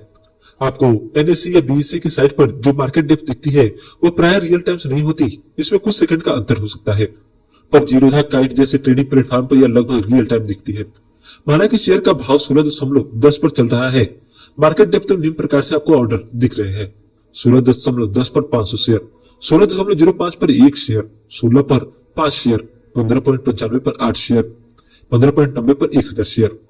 बिक्री ऑर्डर 16.15 पर 503 शेयर, 16.20 पर 10 शेयर, 16.25 पर 15 शेयर, 16.30 पर 88 शेयर और 16.35 पर 58 शेयर। इस अभ्यास को करने के लिए आपको देखना होगा कि वॉल्यूम बहुत कम है तथा काफी संख्या से बुले इस प्रकार रुकी है। तो यदि आपके पास 16.15 से 16.35 के बीच बिक्री के लिए उपलब्ध सभी शेयरों अर्थात 503 प्लस 10, 15, 18, 58 कुल 674 शेयरों को 16.35 का भाव पर खरीदने लायक ऑर्डर डालने का पैसा है, अर्थात आपके पास 16,500 रुपए का मार्जिन है, तो आप एक साथ 1000 शेयर मार्केट प्राइस पर खरीदने का ऑर्डर डालकर देखिए। आप देखेंगे ऐसे में सभी बिक्री ऑर्डर ट्रिगर हो जाएंगे और शेयर का मार्केट प्राइस बढ़कर 16.45 के आसपास हो जाएगा। तो इस प्रकार कोई भी बड़ा ऑर्डर डालकर शेयर प्राइस को कम ज्यादा किया जा सकता है, इसलिए बड़े व्यापारी आपका स्टॉप लॉस 1 मिनट में उड़ा सकते हैं। यह सावधानी रखें कि इस प्रयोग को करने के दौरान वे बड़े व्यापारी आपके मुकाबले में तेजी से ज्यादा शेयर बेचने लग गए तो यह दाम 1 सेकंड में कम होकर वापस नीचे आ सकता है और आपको इस प्रयोग में नुकसान हो सकता है। तो इस प्रकार का प्रयोग करके तभी देखें जब आपके पास पूंजी हो, नुकसान हो तो नुकसान झेल जाने की क्षमता हो तथा जो शेयर आप चुने उसमें वॉल्यूम बहुत ही कम हो। यदि आप इंट्राडे की जगह मार्जिन पर ट्रेड न करके कैश एंड कैरी में शेयर लेते हैं और अगले दिन बेच देते हैं तो इसे बाय टुडे सेल टुमारो कहते हैं। इसका संक्षिप्त नाम BTST है। जब शेयरों को 2 से 30 दिन तक होल्ड करके बेचा जाता है तो इसे स्विंग ट्रेड कहते हैं। इंट्राडे की जगह BTST था। स्विंग ट्रेड की पोजीशन लेना आपके जीतने की संभावना को बढ़ा देता है, क्योंकि इसमें एक तो ऑपरेटर आपकी लीवरेज पोजीशन को ट्रिगर नहीं करवा सकता, दूसरा आपके पास समय भी ज्यादा होता है जिसमें शेयर परफॉर्म कर सकता है। इंट्राडे में एवरेज आउट करना घाटे का सौदा हो सकता है, परंतु स्विंग ट्रेड में आप यदि अनुशासन के साथ बताए गए नियमों से एवरेज करते हैं और प्रत्येक एवरेज के साथ साथ अपना प्रॉफिट टारगेट भी कम करते रहते हैं तो आप इसमें आसानी से बगैर नुकसान किए बाहर निकल सकते हैं। स्विंग ट्रेड में चूंकि शेयरों की डिलीवरी ली जाती है, इसलिए इसको ट्रेडिंग की जगह निवेश माना जाता है। टैक्स नियमों में भी यह ट्रेडिंग का सट्टा आय के दायरे में न आकर शॉर्ट टर्म कैपिटल गेन्स के दायरे में आता है, जिसे आप इनकम टैक्स हार्वेस्टिंग से बचा सकते हैं। इनकम टैक्स हार्वेस्टिंग के बारे में आप आगामी टिप्स में पढ़ेंगे। आगे के अध्याय में विनिंग स्विंग ट्रेड करने का शेयर जीनियस मेथड बतलाया जाएगा। प्रतिदिन किसी एक्सचेंज पर जितने के शेयर ट्रेड होते हैं, उनका उस ट्रेडिंग डे का सभी ट्रेड हुए शेयरों का जो औसत मूल्य होता है, उसे उस दिन का वॉल्यूम प्रभारित औसत मूल्य वीवेप कहते हैं। मान लें कि टीसीएस शेयर का 17 अक्टूबर 2018 का वॉल्यूम प्रभारित औसत मूल्य 1948 रुपए 30 पैसे है, तो आपको इस एवरेज मूल्य 1948.30 पर अगले दिन सिर्फ एक शेयर खरीदने का ऑफर आफ्टर मार्केट ऑर्डर या लिमिट ऑर्डर भरकर रख देना चाहिए। अगले दिन 18 अक्टूबर 2018 को यदि शेयर का प्राइस पिछले दिन की वीवेप पर आएगा तो शेयर आपके लिए खरीद लिया जाएगा। मैंने पिछले डाटा का एनालिसिस करके यह निष्कर्ष निकाला है कि इस बात की 90 से 95% के ऊपर संभावना होती है कि आपको पिछले दिन का वॉल्यूम बेस्ड एवरेज प्राइस पर शेयर अगले दिन मिल जाए। इस प्रकार यदि आप रोज पिछले दिन के वीवेप पर खरीद करते हैं तथा एक दिन में सिर्फ एक ही शेयर खरीदते हैं, तो इसमें यदि आपका ट्रेडिंग खाता किसी डिस्काउंट ब्रोकर के साथ है, जहां डिलीवरी में यानी कैश में खरीदारी करने पर ब्रोकरेज नहीं लगती, ऐसे ब्रोकर में 1000 रुपए का शेयर खरीदने पर सिर्फ 1 से 2 रुपए जीएसटी व एसटीडी लगता है, तो ही आप इस विधि से ट्रेड कर सकते हैं। ऐसे रोज एक एक शेयर खरीदते रहिए। जब भी आपके खरीदे हुए शेयर के एवरेज मूल्य पर 2.5% मुनाफा मिले, बेचकर निकल जाइए। परंतु यह विधि सिर्फ निफ्टी के 50 शेयरों में या सेंसेक्स के 30 शेयरों में ही करें, क्योंकि निफ्टी के 50 शेयर या सेंसेक्स के 30 शेयर यदि लगातार गिरते भी रहेंगे तो भी किसी भी बाउंस बैंक में ज्यादा से ज्यादा 1 या 2 माह में 2.5% रिटर्न मिल ही जाता है। मैं और भी विस्तार से बताता हूँ। यदि आप सीएनसी कैश एंड कैरी में निफ्टी 50 या सेंसेक्स 30 के शेयरों में से रोज एक एक शेयर पिछले दिन के वीवेप पर लेंगे तो कभी 4-5 दिन में, कभी 6-7 दिन में, कभी 10 से 20 दिन में आपको कुल खरीदे गए शेयरों के एवरेज मूल्य पर 2.5 से 3% रिटर्न मिलने की स्थिति आ जाती है। मार्केट बहुत ही बियर फेज में चला जाए तो 30 से 60 दिन लगते हैं। सामान्य मार्केट में 4 से 20 दिन में 2.5% रिटर्न मिल सकता है। इसका और भी एडवांस्ड मैथ भी है, जिसमें आप एक शेयर की जगह रोज 4 शेयर का ऑर्डर भरते हैं। एक पिछले दिन के वीवेप पर, एक पिछले दिन के वीवेप से 1% कम पर, एक पिछले दिन के लो पर, एक पिछले दिन के लो से 1% कम पर, जिससे आपने मान लो टीसीएस के 4 शेयर रोज ऐसे खरीदने का ऑर्डर भरा, तो कभी मार्केट गिरा हुआ रहा तो चारों ऑर्डर एग्जीक्यूट होकर 4 शेयर आ जाएंगे। कभी मार्केट ऊपर रहा तो कम से कम एक शेयर पिछले दिन के वीवेप पर तो आ ही जाता है, कभी 2 शेयर आएंगे।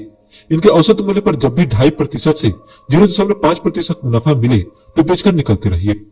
यह एवरेज के साथ मुनाफे का टारगेट कम करते रहना है। जैसे पहले दिन की खरीदारी के बाद औसत मूल्य पर आपको 2.5% टारगेट मिले तो लेना है, परंतु यदि आपको यह टारगेट नहीं मिला, आपने दूसरे दिन भी इसी विधि से खरीदारी की, तो आपको अब औसत मूल्य पर 2% टारगेट मिले तो ले लेना है। यदि आपने 3 दिन लगातार एवरेज कर लिया तो अब 1.5% टारगेट ही मिले तो ले लेना है। इससे आप सुरक्षित रहेंगे और मूल पूंजी वापस मिलते रहने से आप कम पूंजी में बार बार ट्रेड ले सकेंगे। दुर्भाग्य से 4 दिन एवरेज करने पर भी मुनाफा नहीं मिले तो टारगेट प्रतिशत ही रह गया है। हफ्ते का 5वां दिन जब मार्केट का अंतिम ट्रेडिंग दिन है, उसमें भी आपको उक्त विधि से एवरेज करने पर लाभ नहीं होता तो आपको 0.5% प्रॉफिट ले लेना चाहिए।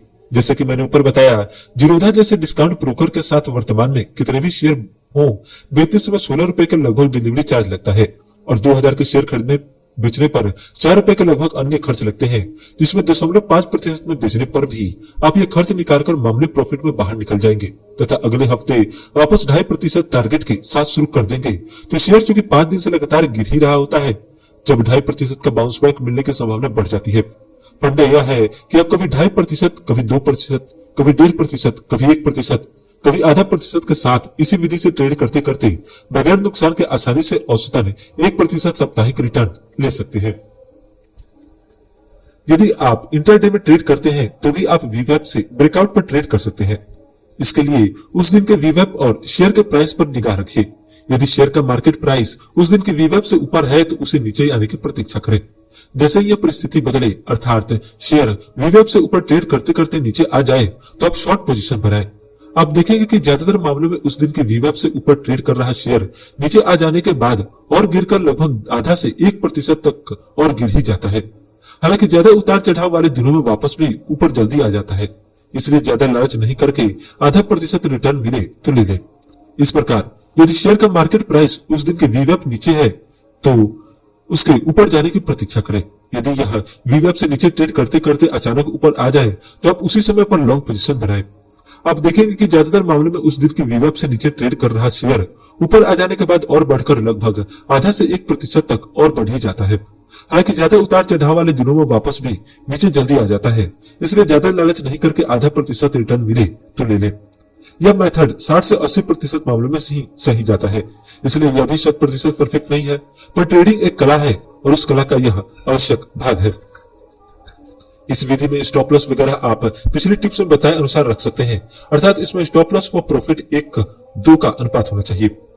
मेरे अनुभव में स्टॉप लॉस रखने पर नुकसान होने की संभावना ज्यादा रहती है, क्योंकि प्राइस बहुत तेजी से ऊपर नीचे होने से छोटे स्टॉप लॉस उड़ जाते हैं। तो आपको क्या करना चाहिए? बगैर स्टॉप लॉस के ट्रेड लेने से आपको बहुत बड़ा नुकसान हो सकता है। मैंने इसका तोड़ निकाला है। आपको स्टॉप लॉस का स्मॉल ट्रेड मेथड इस्तेमाल करना चाहिए या आपको समय आधारित स्टॉप लॉस का इस्तेमाल करना चाहिए, जिसका वर्णन आगामी टिप्स में किया गया है। एक ट्रेडर 25,000 की ट्रेड लेता है और 1% का स्टॉप लॉस 250 रखता है। उसका प्रॉफिट टारगेट 500 रुपए रहता है। इस प्रकार के उसके 4 स्टॉप लॉस हिट हो गए तो उसे 1,000 रुपए का नुकसान हो जाता है। अब तुलनात्मक रूप से स्टॉप लॉस का स्मॉल ट्रेड मेथड देखिए। स्टॉप लॉस न रखकर सिर्फ 1% प्रॉफिट लेकर निकलने पर ध्यान केंद्रित रखें तो उसको 500 रुपए के मार्जिन पर 2500 की ट्रेड मिल जाएगी, जिसमें वह उक्त टिप संख्या 15 की वीवैप से ब्रेकआउट मेथड का इस्तेमाल करके 1% कमा लेता है, अर्थात 25 रुपए कमा लेता है। तो उसका नुकसान ज्यादा से ज्यादा क्या हो सकता है? मान लो उसने स्टॉप लॉस नहीं रखा तो 2500 का शेयर यदि 20% गिर जाएगा तो ही उसको ज्यादा से ज्यादा नुकसान जो होगा वो 500 रुपए के उसका मार्जिन का होगा। पहली बात तो यह, यदि आप निफ्टी जैसे इंडेक्स के शेयरों में निवेश करते हैं तो वे एक ही दिन में 20% एक साथ टूटेंगे, इसकी संभावना 9 के बराबर होती है। दूसरी बात, टूट भी गए तो 50-500 रुपए का अधिकतम नुकसान एक प्रकार से स्टॉप लॉस ही है। तीसरी बात, आप स्टॉप लॉस प्रतिशत में ड्रॉ न रखकर समय पर आधारित रखें, अर्थात आप वॉल्यूम आधारित औसत मूल्य से ब्रेकआउट पर पोजीशन लेते हैं तो पोजीशन छोटी रखें तथा मन में तय रखें कि 20 मिनट की अधिकतम समय सीमा में फायदा मिला तो ले लूंगा, नहीं तो जो भी नुकसान होगा लेकर निकल जाऊंगा। इसमें 20 मिनट के समय का नुकसान आपका स्टॉप लॉस है, और यदि ब्रेकआउट सच्चा है तो आपको 20 मिनट के अंदर उचित फायदा ही मिल ही जाता है। जैसा कि पहले बताया जा चुका है कि इंटरडे ट्रेडिंग में कभी कभी नुकसान होना बुरी बात नहीं है, बस आपके फायदा और नुकसान में फायदा ज्यादा एवं नुकसान कम रहना जरूरी है। वास्तविक ट्रेड लेने से पहले इस विधि के आधार पर कागजों में काल्पनिक हिसाब रखकर ट्रेड ले। 20 मिनट में लाभ मिले तो नोट करें, नुकसान हो तो कितना हो रहा था नोट करें। कम से कम 5 दिन ऐसा अभ्यास करके देखें, उसके बाद मनन करें कि कैसा रहा। अपने परिणामों से मुझे मेरे यूट्यूब चैनल या ब्लॉग पर कमेंट से अवगत जरूर कराएं। जैसा कि मैंने पहले ही बताया है कि लालच में आकर बड़ा पोजीशन ले लेना आपके फाइनेंशियल स्वास्थ्य के लिए घातक है। मार्जिन पर बहुत बड़ी पोजीशन लिवरेज पोजीशन कहलाती है, जिससे मार्केट की कोई भी विपरीत चाल आपको बड़े नुकसान में ला सकती है। मान लीजिए किसी ट्रेडर के पास 100 रुपए मार्जिन है तो उसे नियमानुसार अधिकतम 25 रुपए ही मार्जिन के रूप में पोजीशन लेने के लिए लगाने चाहिए। पर यदि ट्रेडर को उस ट्रेड में लाभ हो जाता है तो वह लालच में आ जाता है कि क्यों न पूरी मार्जिन मनी 100 रुपए को लगाकर ज्यादा से ज्यादा कमाया जाए। यही लालच उसके लिए बुरी बला साबित होता है। इसलिए आपको अपने उपलब्ध मार्जिन व पोजीशन में भी हमेशा 4:1 का अनुपात रखना चाहिए। आपने अभी तक प्रॉफिट व स्टॉप लॉस का अनुपात तो सुना होगा, पर मार्जिन व पोजीशन का अनुपात हो सकता है आपने पहली बार ही सुना हो। चलिए मैं आपको इस अनुपात के बारे में समझाता हूँ। मान लीजिए आप एक इंटरनेट ट्रेडिंग का खाता खुलवाते हैं और उसमें ट्रेडिंग करने के लिए 40,000 रुपए के मार्जिन मनी जमा करते हैं। तो अब ज्यादातर छोटे निवेशक इस पूरे मार्जिन के उपयोग होने तक पोजीशन लेते रहते हैं। जैसे पहले उन्होंने एक शेयर में पोजीशन ली, उसमें 4,000 मार्जिन यूज हो गया, दूसरे में 5,000 मार्जिन यूज हुआ। ऐसे करते करते वे तब तक पोजीशन लेते हैं जब तक कि उनका पूरा 40,000 का मार्जिन काम में न आ जाए। ये पोजीशन ही लिवरेज पोजीशन है, अर्थात ऐसी पोजीशन जिनमें आपका सारा मार्जिन खत्म हो जाए लिवरेज पोजीशन कहलाती है। अब यदि आप स्टॉप लॉस नहीं रखते या आपका स्टॉप लॉस हिट भी नहीं होता तो भी आपकी बड़ी पूंजी कैसे डूब सकती है यह आपको समझना चाहिए। मान लीजिए आपने लिवरेज पोजीशन बनाई और स्टॉप लॉस भी रखा, परंतु मार्केट में बड़ी मूव आ गई तो आपका ब्रोकर आपके पोजीशन को बनाए रखने के लिए अतिरिक्त मार्जिन की मांग करेगा जो आपके खाते में नहीं है। ऐसी स्थिति में आपका ब्रोकर मार्जिन के अभाव में आपकी उक्त सभी लिवरेज पोजीशन बेचकर लॉस बुक कर देगा और आप बड़े घाटे में आ जाएंगे। जबकि मेरे नियम से आपके पास यदि 40,000 का मार्जिन है तो उस दिन के लिए आपको 4:1 में मार्जिन वो पोजीशन रखनी है। अर्थात 4 रुपए कुल मार्जिन हो तो उस दिन ज्यादा 1 रुपए की पोजीशन ले सकते हैं। अर्थात 40,000 कुल मार्जिन है तो आप 30,000 अपने खाते में ही रखें और 10,000 से ही डे ट्रेडिंग की पोजीशन बनाएं। हमेशा याद रखें कि कल भी मार्केट खुलेगा, हमें एक दिन में ही करोड़पति नहीं बनना है।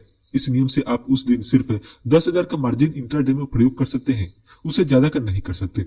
वह कल के लिए है और आपको याद रखना है कि आपको किसी भी हालत में यह मार्जिन उस दिन में प्रयोग नहीं करना है। आप चाहे तो इसके लिए अपने इष्ट या किसी प्रिय व्यक्ति की सौगंध भी ले सकते हैं कि आप लालच नहीं करेंगे और 4-1 में ही मार्जिन वो पोजीशन हमेशा बनाए रखेंगे। यह नियम आपको भावनाओं में बहने से बचाएगा, जिससे आप यदि उस दिन 10,000 के मार्जिन पर ट्रेड लेकर 2,000 हार गए तो अगले दिन आपका मार्जिन 38,000 ही बनेगा। तब अगले दिन आप 4-1 के अनुपात के नियम से 38,000 को 4 से विभाजित करके 9,500 के मार्जिन की ही पोजीशन ले, इससे ज्यादा की नहीं। इस प्रकार यदि आप 10,000 के मार्जिन पर 2,000 जीत जाते तो अगले दिन आपके पास 42,000 का मार्जिन होता। तब आप ज्यादा से ज्यादा 10,500 की पोजीशन अगले दिन ले सकते हैं। इस प्रकार 4-1 अनुपात का मार्जिन रखने पर आप भावनाओं में बहकर लीवरेज पोजीशन लेने से बच सकते हैं। आपने कई बार सुना होगा कि इंट्राडे में कई बार ट्रेडर एक ही दिन में अपनी सारी पूंजी गंवा बैठते हैं। ऐसी लीवरेज पोजीशन तथा मार्केट से लड़ने की हिमाकत करने के कारण से ही होता है। मार्केट से लड़ने के बारे में आप अगली टिप्स में पढ़ेंगे। मार्केट से लड़िए मत। एक ट्रेडर को लालच, डर, अहंकार की भावनाओं से मुक्त होना चाहिए। आपको एक सफल ट्रेडर बनाने के लिए एक रोबोट की तरह ट्रेड करना पड़ेगा। ट्रेडिंग के साथ भावनाओं का मिश्रण मत कीजिए। अब आप सोच रहे होंगे कि मैं इतना उपदेश क्यों देने लग गया। मेरा उपदेश आपको ललित प्रजापति की कहानी से समझ आ जाएगा। ललित प्रजापति ने ट्रेडिंग की एक बेहतरीन विधि ढूंढ निकाली थी।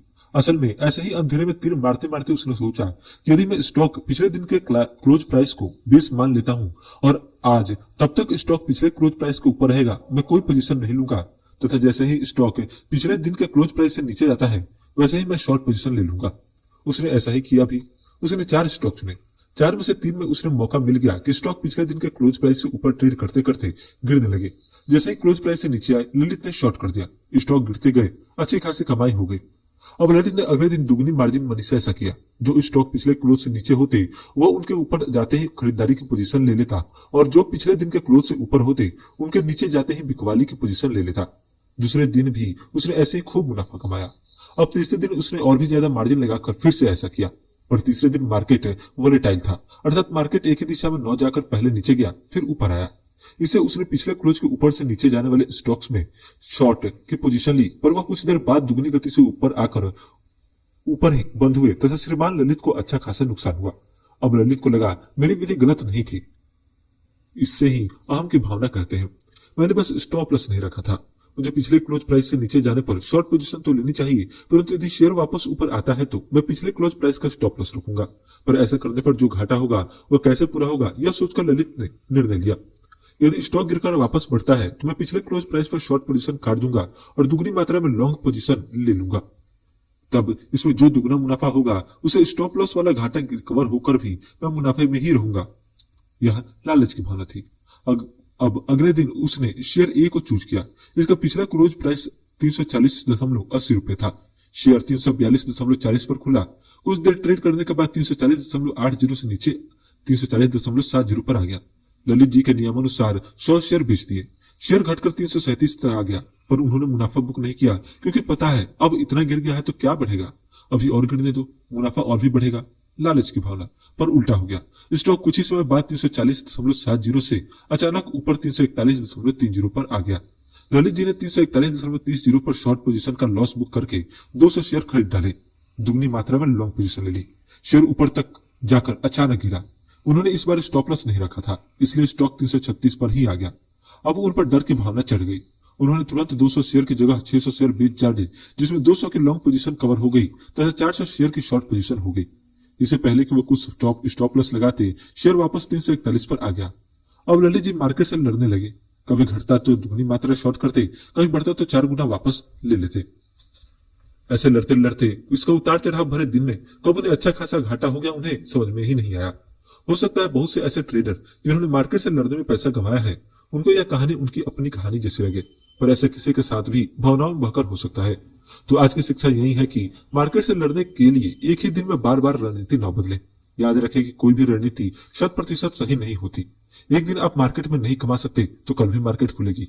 अपना स्टॉप लॉस और टारगेट फिक्स रखें, अपने अहंकार, लालच, डर और गुस्से पर काबू रखें।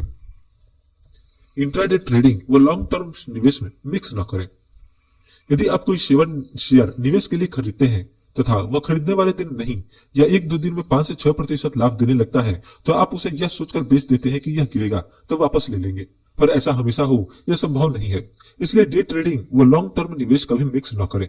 अपनी कैपिटल को डे ट्रेडिंग, शॉर्ट टर्म निवेश, लॉन्ग टर्म निवेश सेगमेंट में बांट कर रखें और इनको वापस में मिक्स न करें। जहां तक मेरी आपको सलाह है कि इंट्राडे ट्रेडिंग और लॉन्ग टर्म निवेश दोनों की तुलना में आपको स्विंग ट्रेडिंग का मेथड ज्यादा फायदेमंद साबित हो सकता है।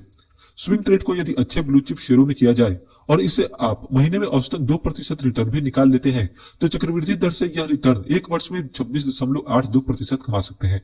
जो कि हो सकता है आपने कितना भी अच्छा शेयर लॉन्ग टर्म में निवेश के लिए चुना हो, पर वह उस साल अच्छा प्रदर्शन नहीं करे तो आपको उस पर कोई भी लाभ नहीं हो, या उल्टे लाभ की जगह आपका शेयर लॉस में आ जाए। पर स्विंग ट्रेड, जिसकी पूरी विधि आगे बताई जाएगी, उसमें मासिक 2% रिटर्न निकालते रहने पर चक्रवृद्धि ब्याज दर से आपका रिटर्न 3 वर्ष में 103.99% तक जा सकता है। आप समझ सकते हैं कि लॉन्ग टर्म के लिए चुना गया शेयर 3 वर्ष में 103.99% बढ़ेगा या नहीं, इसकी कोई गारंटी नहीं है। पर स्विंग ट्रेड में आपका टारगेट से आधा भी कमाएंगे तो भी 3 वर्ष में 50% तो कमा ही सकेंगे। घबराए नहीं, आगे की टिप्स में स्विंग ट्रेड की संपूर्ण विधि समझाई जाएगी। मार्केट या ट्रेंड देखकर ट्रेड करें। शेयर मार्केट में एक उक्ति कही जाती है, ट्रेंड इज योर फंड, अर्थात करंट के ट्रेंड को देखकर उसके साथ साथ ट्रेड करना हमेशा सहायक सिद्ध होता है। जैसे नदी की धारा में प्रवाह की दिशा में तैरना आसान होता है, पर प्रवाह के विपरीत तैरना बहुत मुश्किल और कई बार असंभव होता है। किसी भी कारोबारी दिन की शुरुआत में उसका ट्रेंड तय करने के लिए सेंसेक्स व निफ्टी हरे निशान में है या लाल निशान में, यह देखकर आप ट्रेंड का अंदाजा लगाएंगे तो आप गलत साबित हो सकते हैं। इसके लिए मेरी विधि यह है कि आप मार्केट खुलने के पहले 1 घंटे कोई ट्रेड नहीं ले, फिर उस 1 घंटे में सेंसेक्स या निफ्टी का जो भी हाई या लो बने उसे नोट कर दें। फिर इंडेक्स के उस समय के स्तर को देखें, वह यदि उस दिन के पहले आधे घंटे में बने हाई के पास हो तो उस दिन मार्केट अप ट्रेंड में है। यदि मार्केट का 1 घंटे बाद का स्तर उस दिन के लो के पास में हो तो मार्केट डाउन ट्रेंड में है। स्वाभाविक है, यदि मार्केट अप ट्रेंड में हो तो आप उस दिन खरीदारी की पोजीशन ज्यादा बनाए और मार्केट डाउन ट्रेंड में हो तो उस दिन बिकवाली की पोजीशन ज्यादा बनाए। जैसे निफ्टी का पिछला स्तर 10,648.5 है और मार्केट 9:9 पर खुलता है, तब यह लाल निशान में 10,599 पर खुलता है तथा 10:10 बजे के आसपास भी यह 10,620 पर, अर्थात पिछले दिन से 28 अंक गिरा हुआ होता है। तो मार्केट में ज्यादातर ट्रेडर इसे डाउन ट्रेंड ही गिनते हैं, पर यही आपकी भूल है।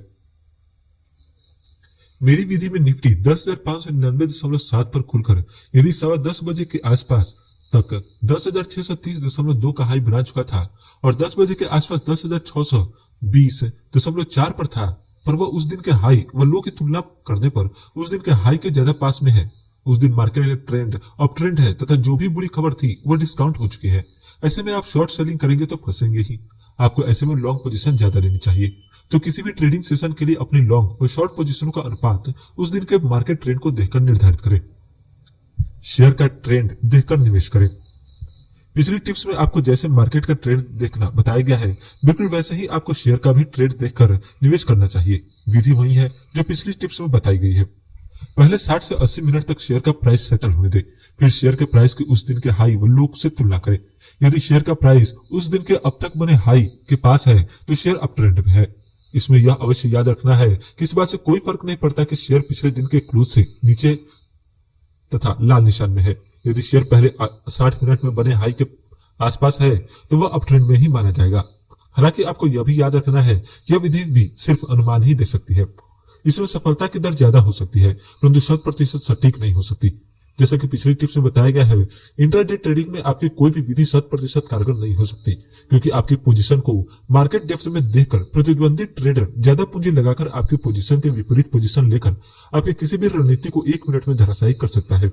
यदि आप पुस्तक बीच में से पढ़ रहे हैं तो इस बारे में ज्यादा जानकारी लेने के लिए टिप्स संख्या 12 को वापस पढ़ें। इसलिए मेरी आपको फिर से सलाह है कि स्विंग ट्रेडिंग इंट्राडे से ज्यादा कारगर मेथड है, और जब आप स्विंग ट्रेड में इंट्राडे से भी ज्यादा कमा सकते हैं तो मार्जिन पर लिवरेज इंट्राडे के फेर में क्यों पड़ते हैं। तो अब सवाल ये उठता है कि स्विंग ट्रेड में एक शेयर में कितनी राशि लगाएं। यदि आप स्विंग ट्रेड के लिए 5 लार्ज कैप निफ्टी 50 के शेयरों में से शेयरों का चुनाव करते हैं और यदि आपकी निवेश योग्य कुल पूंजी 25,000 रुपए है तो आपको प्रत्येक शेयर में प्रति सप्ताह 1000 रुपए लगाने हैं।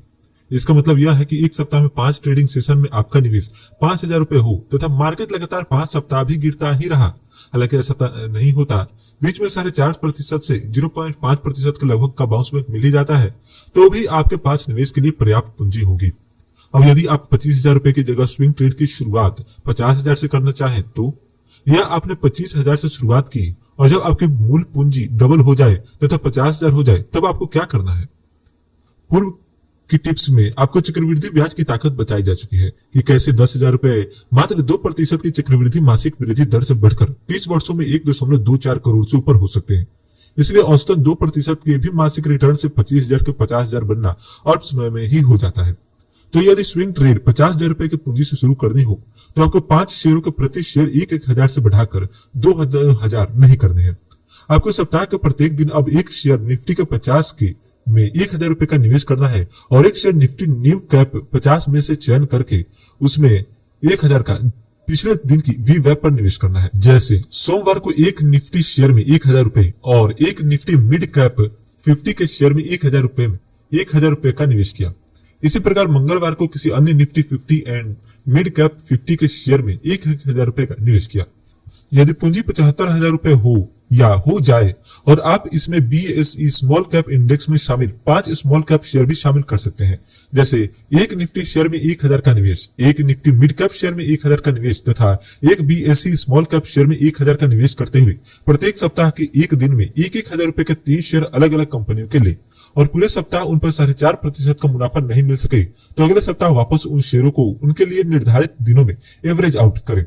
अब रोज 3,000 रुपए की दर से सप्ताह में 15,000 रुपए का निवेश होने लगेगा तथा जैसा कि नियम है आपके पास इस साप्ताहिक निवेश की 5 गुना पूंजी 75,000 हो तो ही ऐसा निवेश करें जिससे आप लगातार 5 सप्ताह एक में भी मुनाफा नहीं मिला तो भी एवरेज आउट करना जारी रख सकेंगे।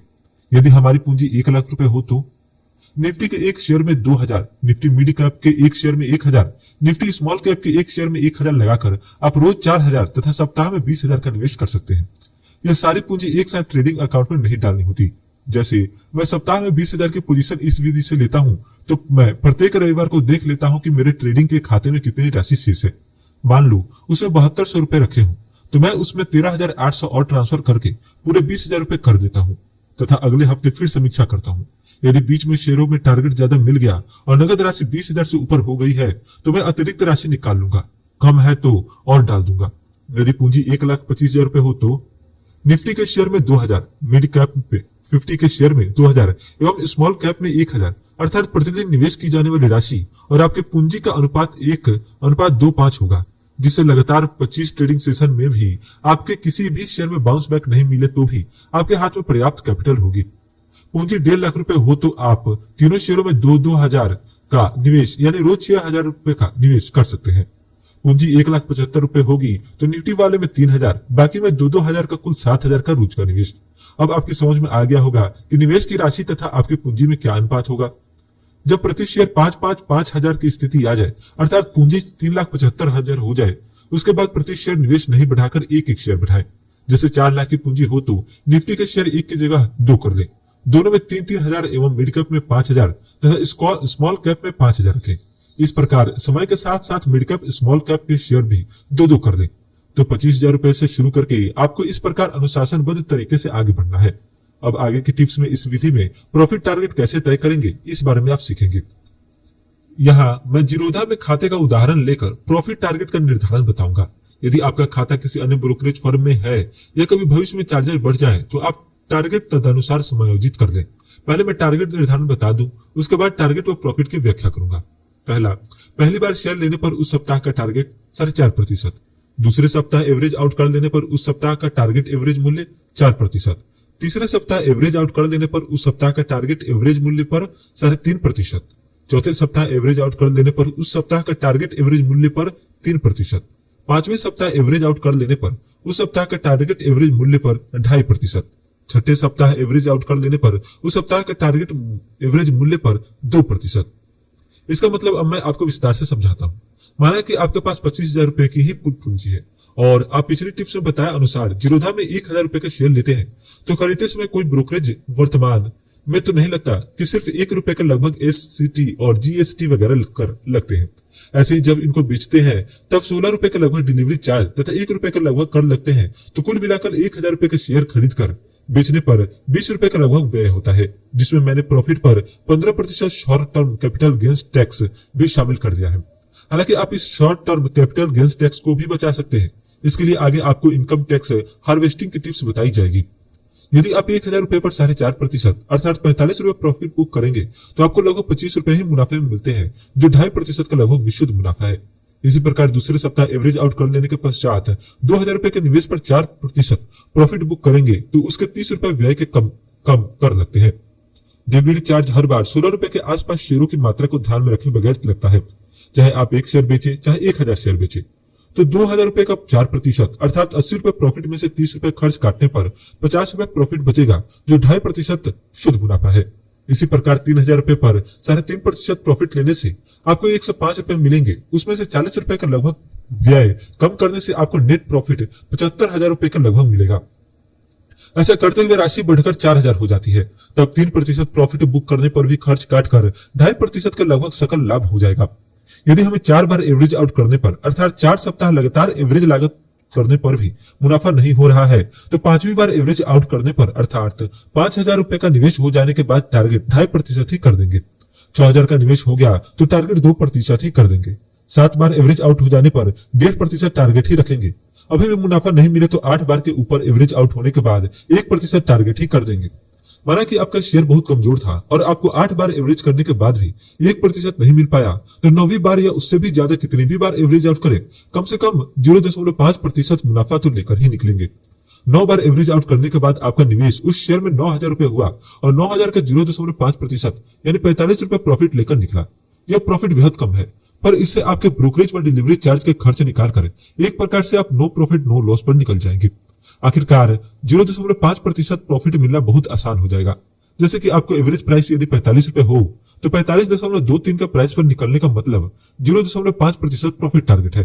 परंतु इससे फायदा यह होगा कि आपके ज्यादातर स्विंग ट्रेड में 4.5% से 2.5% प्रॉफिट ही मिल पाएगा। कोई शेयर जिसमें बहुत बड़ा परिवर्तन आ गया हो या मार्केट की बहुत लंबी लगातार हो रही गिरावट में ही 0.5 वाली दुर्लभतम स्थिति बनती है, परंतु इससे भी आपको ये 4 फायदे होंगे।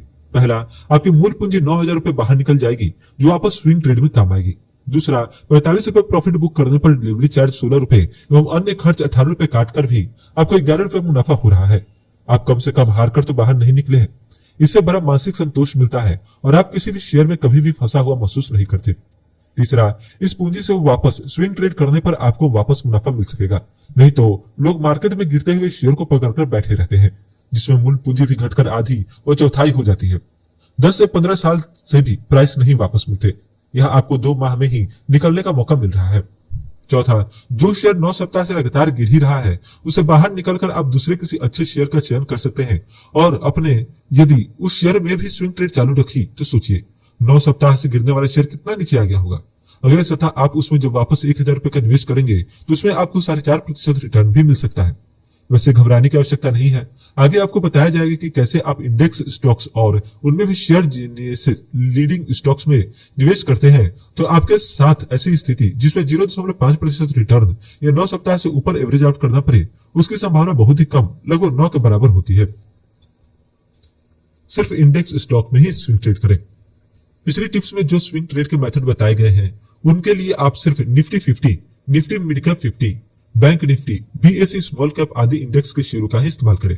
क्यों? क्योंकि इनमें सभी बड़े फंड हाउस एवं विदेशी निवेशक भी ट्रेड करते हैं, इसलिए इनमें वॉल्यूम व दिन के दौरान उतार चढ़ाव ज्यादा मिलते हैं, जिससे आप आसानी से ज्यादातर ट्रेड में 4.5% से 2.5% के बीच आसान रिटर्न ले सकते हैं। यह बीच में से किताब खोलकर पढ़ने वालों के लिए बता दूं कि मेरी थ्योरी में swing trade cash and carry में 1 दिन से 30 दिन की होल्डिंग वाली ट्रेड को कहा जाता है। आप इसे इंट्राडे न समझे। यदि दुर्भाग्य से इंडेक्स शेयर होने के बावजूद उसमें कोई बड़ा मूलभूत बदलाव आ जाता है तथा उसे इंडेक्स से बाहर कर दिया जाता है तो आप उसमें लगातार सप्ताह में एक बार VWAP पर एवरेज करते रहेंगे तो टारगेट भी घटते घटते 0.5% ही आ जाएगा और आप इससे 9-10 सप्ताह में तो बाहर निकल ही जाएंगे। उसके बाद ऐसे शेयर में जो इंडेक्स से बाहर कर दिया गया हो वापस निवेश न करें, उसकी जगह किसी नए इंडेक्स शेयर का चयन करें। फंडा यह है कि स्विंग ट्रेड की विधि का इस्तेमाल एनएसई या बीएसई के किसी इंडेक्स से संबंधित शेयरों में करने पर जल्दी लाभ बुक होने की संभावना रहती है। गिरते शेयरों में भी फंसने के चांस नहीं रहते। इस विधि का वैज्ञानिक रूप यही है कि आप सिर्फ सप्ताह में एक बार एवरेज करते हैं, वह भी मूल रूप से मजबूत शेयरों में, तथा उसमें भी एवरेज आउट करने के साथ साथ टारगेट लगातार कम करते जाते हैं। अंत में आप मामूली प्रॉफिट कमाकर भी अपने मूल पूंजी के साथ बाहर निकलने में कामयाब हो जाते हैं। मेरे एक साथी ने इंट्राडे में यस बैंक के 100 शेयर 300 रुपए के भाव पर लिए। दुर्भाग्य से शेयर उस दिन गिरकर 288 पर बंद हुआ। वह 1200 रुपए का लॉस बुक करने का साहस नहीं दिखा सके। इस इंट्राडे में स्विंग ट्रेड में आ गए। उन्होंने इसकी डिलीवरी ले ली। फिर शेयर गिरते गिरते 180 पर आ गया तो वह लॉन्ग टर्म निवेशक बन गए। इस प्रकार उनका निवेश ट्रेड इन्वेस्टमेंट में चेंज हो गया, जिससे उन्हें कोई आय प्राप्त नहीं हो रही। वह शेयर के वापस बढ़ने का इंतजार कर रहे हैं। इसलिए आपको सबसे पहले यह तय करना चाहिए कि आप ट्रेड किस अवधि के लिए कर रहे हैं। उसके बाद अपने निर्णय पर स्थिर रहना चाहिए। जैसे आपने कोई शेयर 1 साल की अवधि के लिए लिया है तो रोज उसका मार्केट प्राइस चेक मत करिए और शेयर के थोड़ा सा गिरते ही निकल जाने का विचार मत करिए। वास्तव में अनुशासनहीनता ही शेयर बाजार में असफलता की प्रमुख वजह है। आपको अपनी इच्छा शक्ति को मजबूत बनाना चाहिए। इसके लिए आपको अभ्यास की आवश्यकता है। आप ध्यान रखें कि अपनी दैनिक जिंदगी में भी एक बार निर्णय लेने के पश्चात उसे बार बार नहीं बदले। जहां तक हो सके अपने निर्णय पर दृढ़ रहे। इससे आपकी इच्छा शक्ति मजबूत होगी और आप शेयर बाजार में भी मजबूत इच्छा शक्ति के बल पर जीतने वाले ट्रेडर बन सकेंगे। वरना बार बार निर्णय और रणनीति बदलने वालों को शेयर बाजार कभी माफ नहीं करता है। शेयर मार्केट में लालच बुरी बला है। जब आप बचपन में स्कूल जाते थे तब आपने अक्सर इस उक्ति को अनेक बार पढ़ा होगा कि लालच बुरी बला है। और जब आप शेयरों में ट्रेडिंग करते हैं तो आप इस उक्ति को भूल जाते हैं कि लालच बुरी बला है। ज्यादातर लोग शेयर मार्केट में किसी ऐसी टिप्स की तलाश में रहते हैं जो उन्हें रातों रात करोड़पति बना सके। यकीन मानिए यह अंतहीन खोज है, क्योंकि किसी भी बिजनेस का भविष्य अनिश्चित होता है तथा बिजनेस को ग्रोथ करने में वर्षों का समय लगता है। जब आप शेयरों में निवेश करते हैं तो आपको बड़ी ग्रोथ के लिए वर्षों के समय की आवश्यकता है। इसलिए कोई भी टिप्स कितनी भी परफेक्ट हो, आप कितने भी लंबे समय के लिए निवेश करना चाहते हो, आपको शेयरों में कभी भी बड़ी धनराशि का निवेश एक साथ नहीं करना चाहिए। मान लीजिए आपको लगता है कंपनी ए भविष्य में बहुत अच्छा करने वाली है और वह स्टॉक भविष्य में दुगना हो सकता है तथा 100% तक रिटर्न दे सकता है। आप लालच में आ जाते हैं और लाख 2 लाख रुपए का निवेश ऐसी कंपनी में कर डालते हैं। फिर यदि प्राइस 1-2 माह तक नहीं बढ़े या उल्टे घटने लगे तो आप तनाव, कुंठा व खींच के शिकार होने लगते हैं। इसकी जगह आपको करना यह चाहिए, पहले सिर्फ 25% राशि इस कंपनी में लगाएं और मन ही मन सोचे कि कंपनी में वाकई दम है तो यह कम से कम 5% तो बढ़कर दिखाए, फिर मैं बाकी 25% राशि लगाऊंगा। यदि कंपनी का शेयर वर्तमान मूल्य से 10% बढ़कर दिखाए तो 25% और लगाऊंगा तथा 15% मूल्य बढ़ने के बाद बची हुई 25% राशि का निवेश करूंगा। यह रणनीति आपको बुरे निवेश से बचा सकती है। इस बारे में 200 DMA के अनुसार बड़ा निवेश घटाने बढ़ाने की मेरी एक अन्य रणनीति भी है, जो आप मेरी दूसरी पुस्तक शेयर बाजार में चंदू ने कैसे गंवाया और चिंकी ने कैसे कमाया में विस्तार से पढ़ सकते हैं। यदि आप इस पुस्तक को बीच में से खोलकर पढ़ रहे हैं तो मेरी आपको सलाह है कि पहले आप स्विंग ट्रेडिंग से संबंधित पिछली टिप्स का भली भांति अध्ययन कर लीजिए। उसके बाद ही इस टिप्स को पढ़िए ताकि यह आपको अच्छी तरह से समझ में आ सके। मेरे एक साथी ने वर्ष 2006 के आसपास मुझसे कहा कि शेयर मार्केट में पैसा कमाना बहुत आसान है। मैंने पूछा वो कैसे? उस समय डाबर इंडिया का शेयर 100 रुपए के आसपास ट्रेड करता था। वो 100 रुपए से 105, 103, 102 रुपए तक चढ़ता या 98 से 100 रुपए तक वापस गिर जाता था। इसलिए उन्होंने सोचा कि इसमें 100 से 103 तक ट्रेड करके 3% का रिटर्न रोज निकाले तो महीने में ऐसे 10 दिन भी रिटर्न मिल जाए तो 30% तक कमा सकते हैं। मैं जानता हूं कि ऐसा संभव नहीं होता। कभी शेयर रेंज तोड़ देता है और एकदम गिरकर 80 पर आ जाए तो ट्रेडिंग के लिए 100 रुपए पर लगाया गया पूरा पैसा फंस जाता है। पर मैं जो बताने जा रहा हूं उसमें रेंज तोड़ने पर भी मुनाफा हो सकेगा। वास्तव में सभी छोटे निवेशक शुरू में ऐसी ही आसान कमाई के लिए शेयर मार्केट में कदम रखते हैं। इसलिए वे शुरुआत में कुछ कमाते भी हैं, परंतु बाद में वे 1-2 ऐसी कहानियां सुन लेते हैं कि फला निवेशक ने 20 वर्ष पहले कुछ हजार के शेयर लिए थे, उसने उनको नहीं बेचा, आज वे करोड़ों के हो गए। बुल मार्केट में ऐसी कहानियां सुनने के बाद वे यह महसूस भी करते हैं कि यह वे फालतू ही छोटे छोटे प्रॉफिट के लिए ट्रेड कर रहे हैं। बुल मार्केट में उनको ऐसा भी झटका लगता है कि उनके प्रॉफिट बुक करने के बाद शेयर डबल हो जाता है, जिससे उनका लालच उनको ट्रेडर से लॉन्ग टर्म निवेशक बना देता है। फिर मार्केट दबे पांव कब बियर फेज में आ जाता है उनको पता ही नहीं चलता। उनका कागजों में आए सारा लाभ चला जाता है, उल्टे उनके शेयर नुकसान में चले आ जाते हैं। जैसे एक शेयर 90 से 110 पर रेंज बाउंड है, वे उसे 95 पर खरीद कर 105 पर बेचकर कुछ दिन तो कमाते हैं और उसके बाद वही शेयर रेंज तोड़कर 180 पर आ जाता है तो वे पछताते हैं कि फालतू छोटी छोटी ट्रेड को अभी तक रखा होता तो दुगना हो जाता। अब वे सुनते हैं कि अभी देर नहीं हुई है, 180 पर भी ले लो तो शेयर ब्लू चिप है, 1800 भी जा सकता है। तब वे 180 पर ले लेते हैं तथा 360 हो जाने पर भी प्रॉफिट बुक नहीं करते। ऐसे में बियर साइकिल शुरू हो जाता है। शेयर बढ़ता तो धीरे धीरे है, घटता बहुत जल्दी है और 3-4 ट्रेडिंग सेशन में ही यह घटकर 160 पर आ जाता है। अब ऐसे निवेशकों को सांप सूंघ जाता है। वे 20 रुपए का नुकसान बुक नहीं करते हैं, सोचते हैं अब के 360 पर आते ही बेच दूंगा, पर वही शेयर घटकर 80 पर आ जाता है। अब वह 80-88 की रेंज पकड़ लेता है और इस रेंज में 2-3 साल भी घूमता रहता है। ऐसे में उनका 180 पर किया गया निवेश मृत निवेश, डेड इन्वेस्टमेंट हो जाता है, जिसे वे सिर्फ 3-4 सालों से होल्ड किए बैठे हैं, पर उसमें कोई आय नहीं हो रही। यह टिप्स ऐसे निवेश को जिंदा करने के लिए है। मान लो आपने 180 पर 200 शेयर खरीदकर 36,000 रुपए का निवेश किया था। वही शेयर 80 पर आ गया और आपका निवेश 16,000 का ही रह गया। आपका शेयर 80 से 88 तक घटता बढ़ता है, पर उसके लिए यह मूव बेकार है। आपको ऐसी स्थिति में फंसने पर क्या करना चाहिए? 80 से 88 के किसी प्राइस पर अपने इतने शेयर बेचे कि आपको 1,000 रुपए मिल जाए। जैसे आपने 85 रुपए के भाव पर 12 शेयर बेचे तो आपको 1,020 रुपए मिले। इसमें 20 रुपए ब्रोकरेज और डिलीवरी चार्ज के तय कर ले तो आपको 1,000 रुपए मिल गए। याद रखें, आपके पास 200 शेयर थे, आपने उनमें से सिर्फ 12 शेयरों में लॉस बुक किया है। आपके पास अभी भी 188 शेयर होल्ड ही है। आप इस 1,000 रुपए को निफ्टी ETF या निफ्टी 50 के 50 शेयरों में से कोई भी शेयर चुनकर उसे पीछे स्विंग ट्रेड की टिप्स में बताए गए अनुसार निवेश कर दीजिए। अर्थात निफ्टी 50 के 50 शेयरों में से ऐसा शेयर चुनिए जो 1,000 रुपए से कम का हो। इस शेयर के पिछले दिन के VWAP पर 1,000 रुपए में जितने शेयर जाएं, उनका लिमिट ऑर्डर लगाकर रख दीजिए। अगले सप्ताह वापस यह प्रक्रिया दोहराइए। जब भी आपको एवरेज होल्डिंग पर 4.5% से 0.5% का लाभ मिल जाए, आप लेकर निकल जाइए। इस प्रकार करने से आपको निम्नलिखित लाभ होंगे। पहला, आपको एक साथ सभी शेयरों में लॉस बुक करने की आवश्यकता नहीं है। सप्ताह में एक बार एक शेयर में मात्र इतना ही लॉस बुक करना है कि आपको 1,000 रुपए की धनराशि प्राप्त हो सके, जिससे यदि शेयरों में बाउंस बैक आता है तो आपको लाभ मिल सकेगा। दूसरा, आपके मृत निवेश से आपको 4.5% से 0.5% की आमदनी शुरू हो जाएगी। उससे आपका लॉस रिकवर हो सकेगा। तीसरा, धीरे धीरे मृत प्राय शेयरों से आपका निवेश निफ्टी 50 के डिविडेंड पेइंग शेयरों में शिफ्ट हो जाएगा। और चौथा, यदि आप भविष्य में स्विंग ट्रेडिंग से ही शेयरों में ट्रेड करना चाहते हैं तो इसके लिए नई पूंजी का निवेश करने के स्थान पर आपके पोर्टफोलियो में लंबे समय से रखे मृत प्राय शेयरों का उपयोग कर सकते हैं। शेयर बाजार में निवेशकों को सबसे ज्यादा हानि बोनस के बारे में अज्ञानता से होती है। असल में सभी निवेशकों ने बड़ी IT कंपनियों की ऐसी कहानियां सुन रखी होती है कि किसी के पास फ्लैग कंपनी के वर्ष 1991 में 100 शेयर थे तो कंपनी लगातार इतना बोनस देती रही है कि 100 के 200 हो गए, 200 के 400 हो गए, 400 के 800 हो गए, 800 के 1600 हो गए। ऐसे बोनस देते देते और स्टॉक की फेस वैल्यू में विभाजित होते होते आज उसके 50,000 शेयर हो गए। आज स्टॉक की कीमत 500 रुपए है तो उसका वैल्यूएशन 2.5 करोड़ रुपए हो गया। ऐसी कहानी सुनने से व्यक्ति लालच में आ जाता है। जब भी कोई कंपनी बोनस की घोषणा करती है वो उसके शेयर लेकर बैठ जाता है।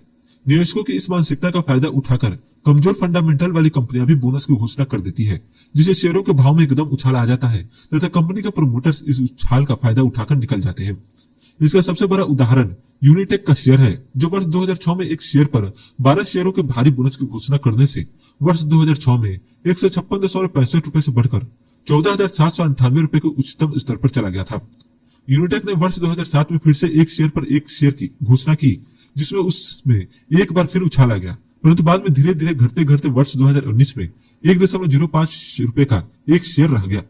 असल में बड़ी IT कंपनियों के मामले में जो 100 शेयरों से करोड़ रुपए बन गए, वह बोनस देने से नहीं, ऐसी कंपनियों की आय बढ़ने से हुआ। बोनस देने पर शेयर का बाजार मूल्य उसी अनुपात में घट जाता है। यदि इस बड़ी IT कंपनियों जैसे विप्रो या इन्फोसिस आदि ने बोनस नहीं दिया होता तो आज इनके एक शेयर का मूल्य करोड़ों में होता, जिसे खरीद पाना किसी के लिए संभव नहीं होता। इसलिए बाजार मूल्य को निवेशकों की रेंज में रखने के लिए समय समय पर बोनस देना आवश्यक था। जैसे जैसे किसी कंपनी की आय व संभाव्यता बढ़ती है, उसका बाजार मूल्य आय व लाभ के अनुसार बढ़ता जाता है। ऐसे में बोनस शेयर देने से प्रति शेयर आय कम हो जाने से उसी अनुपात में शेयरों का बाजार मूल्य भी कम हो जाता है। इसलिए याद रखिए, बोनस की घोषणा के आधार पर शेयरों में निवेश मत कीजिए। कंपनी की आय और लाभ के आधार पर ऐसा निवेश करिए। आपने पिछली टिप्स में पढ़ा कि गिरती हुई पोजीशन को एवरेज आउट नहीं करें। यह बात इंट्राडे एवं एक ओ की पोजीशन के लिए सत्य है, परंतु एवरेज आउट करना हमेशा बुरा नहीं होता। जैसे म्यूचुअल फंड्स में आप प्रतिमाह निश्चित धनराशि की यूनिट SIP में खरीदते हैं तो वह एक प्रकार से यूनिट्स को एवरेज आउट करना ही तो है।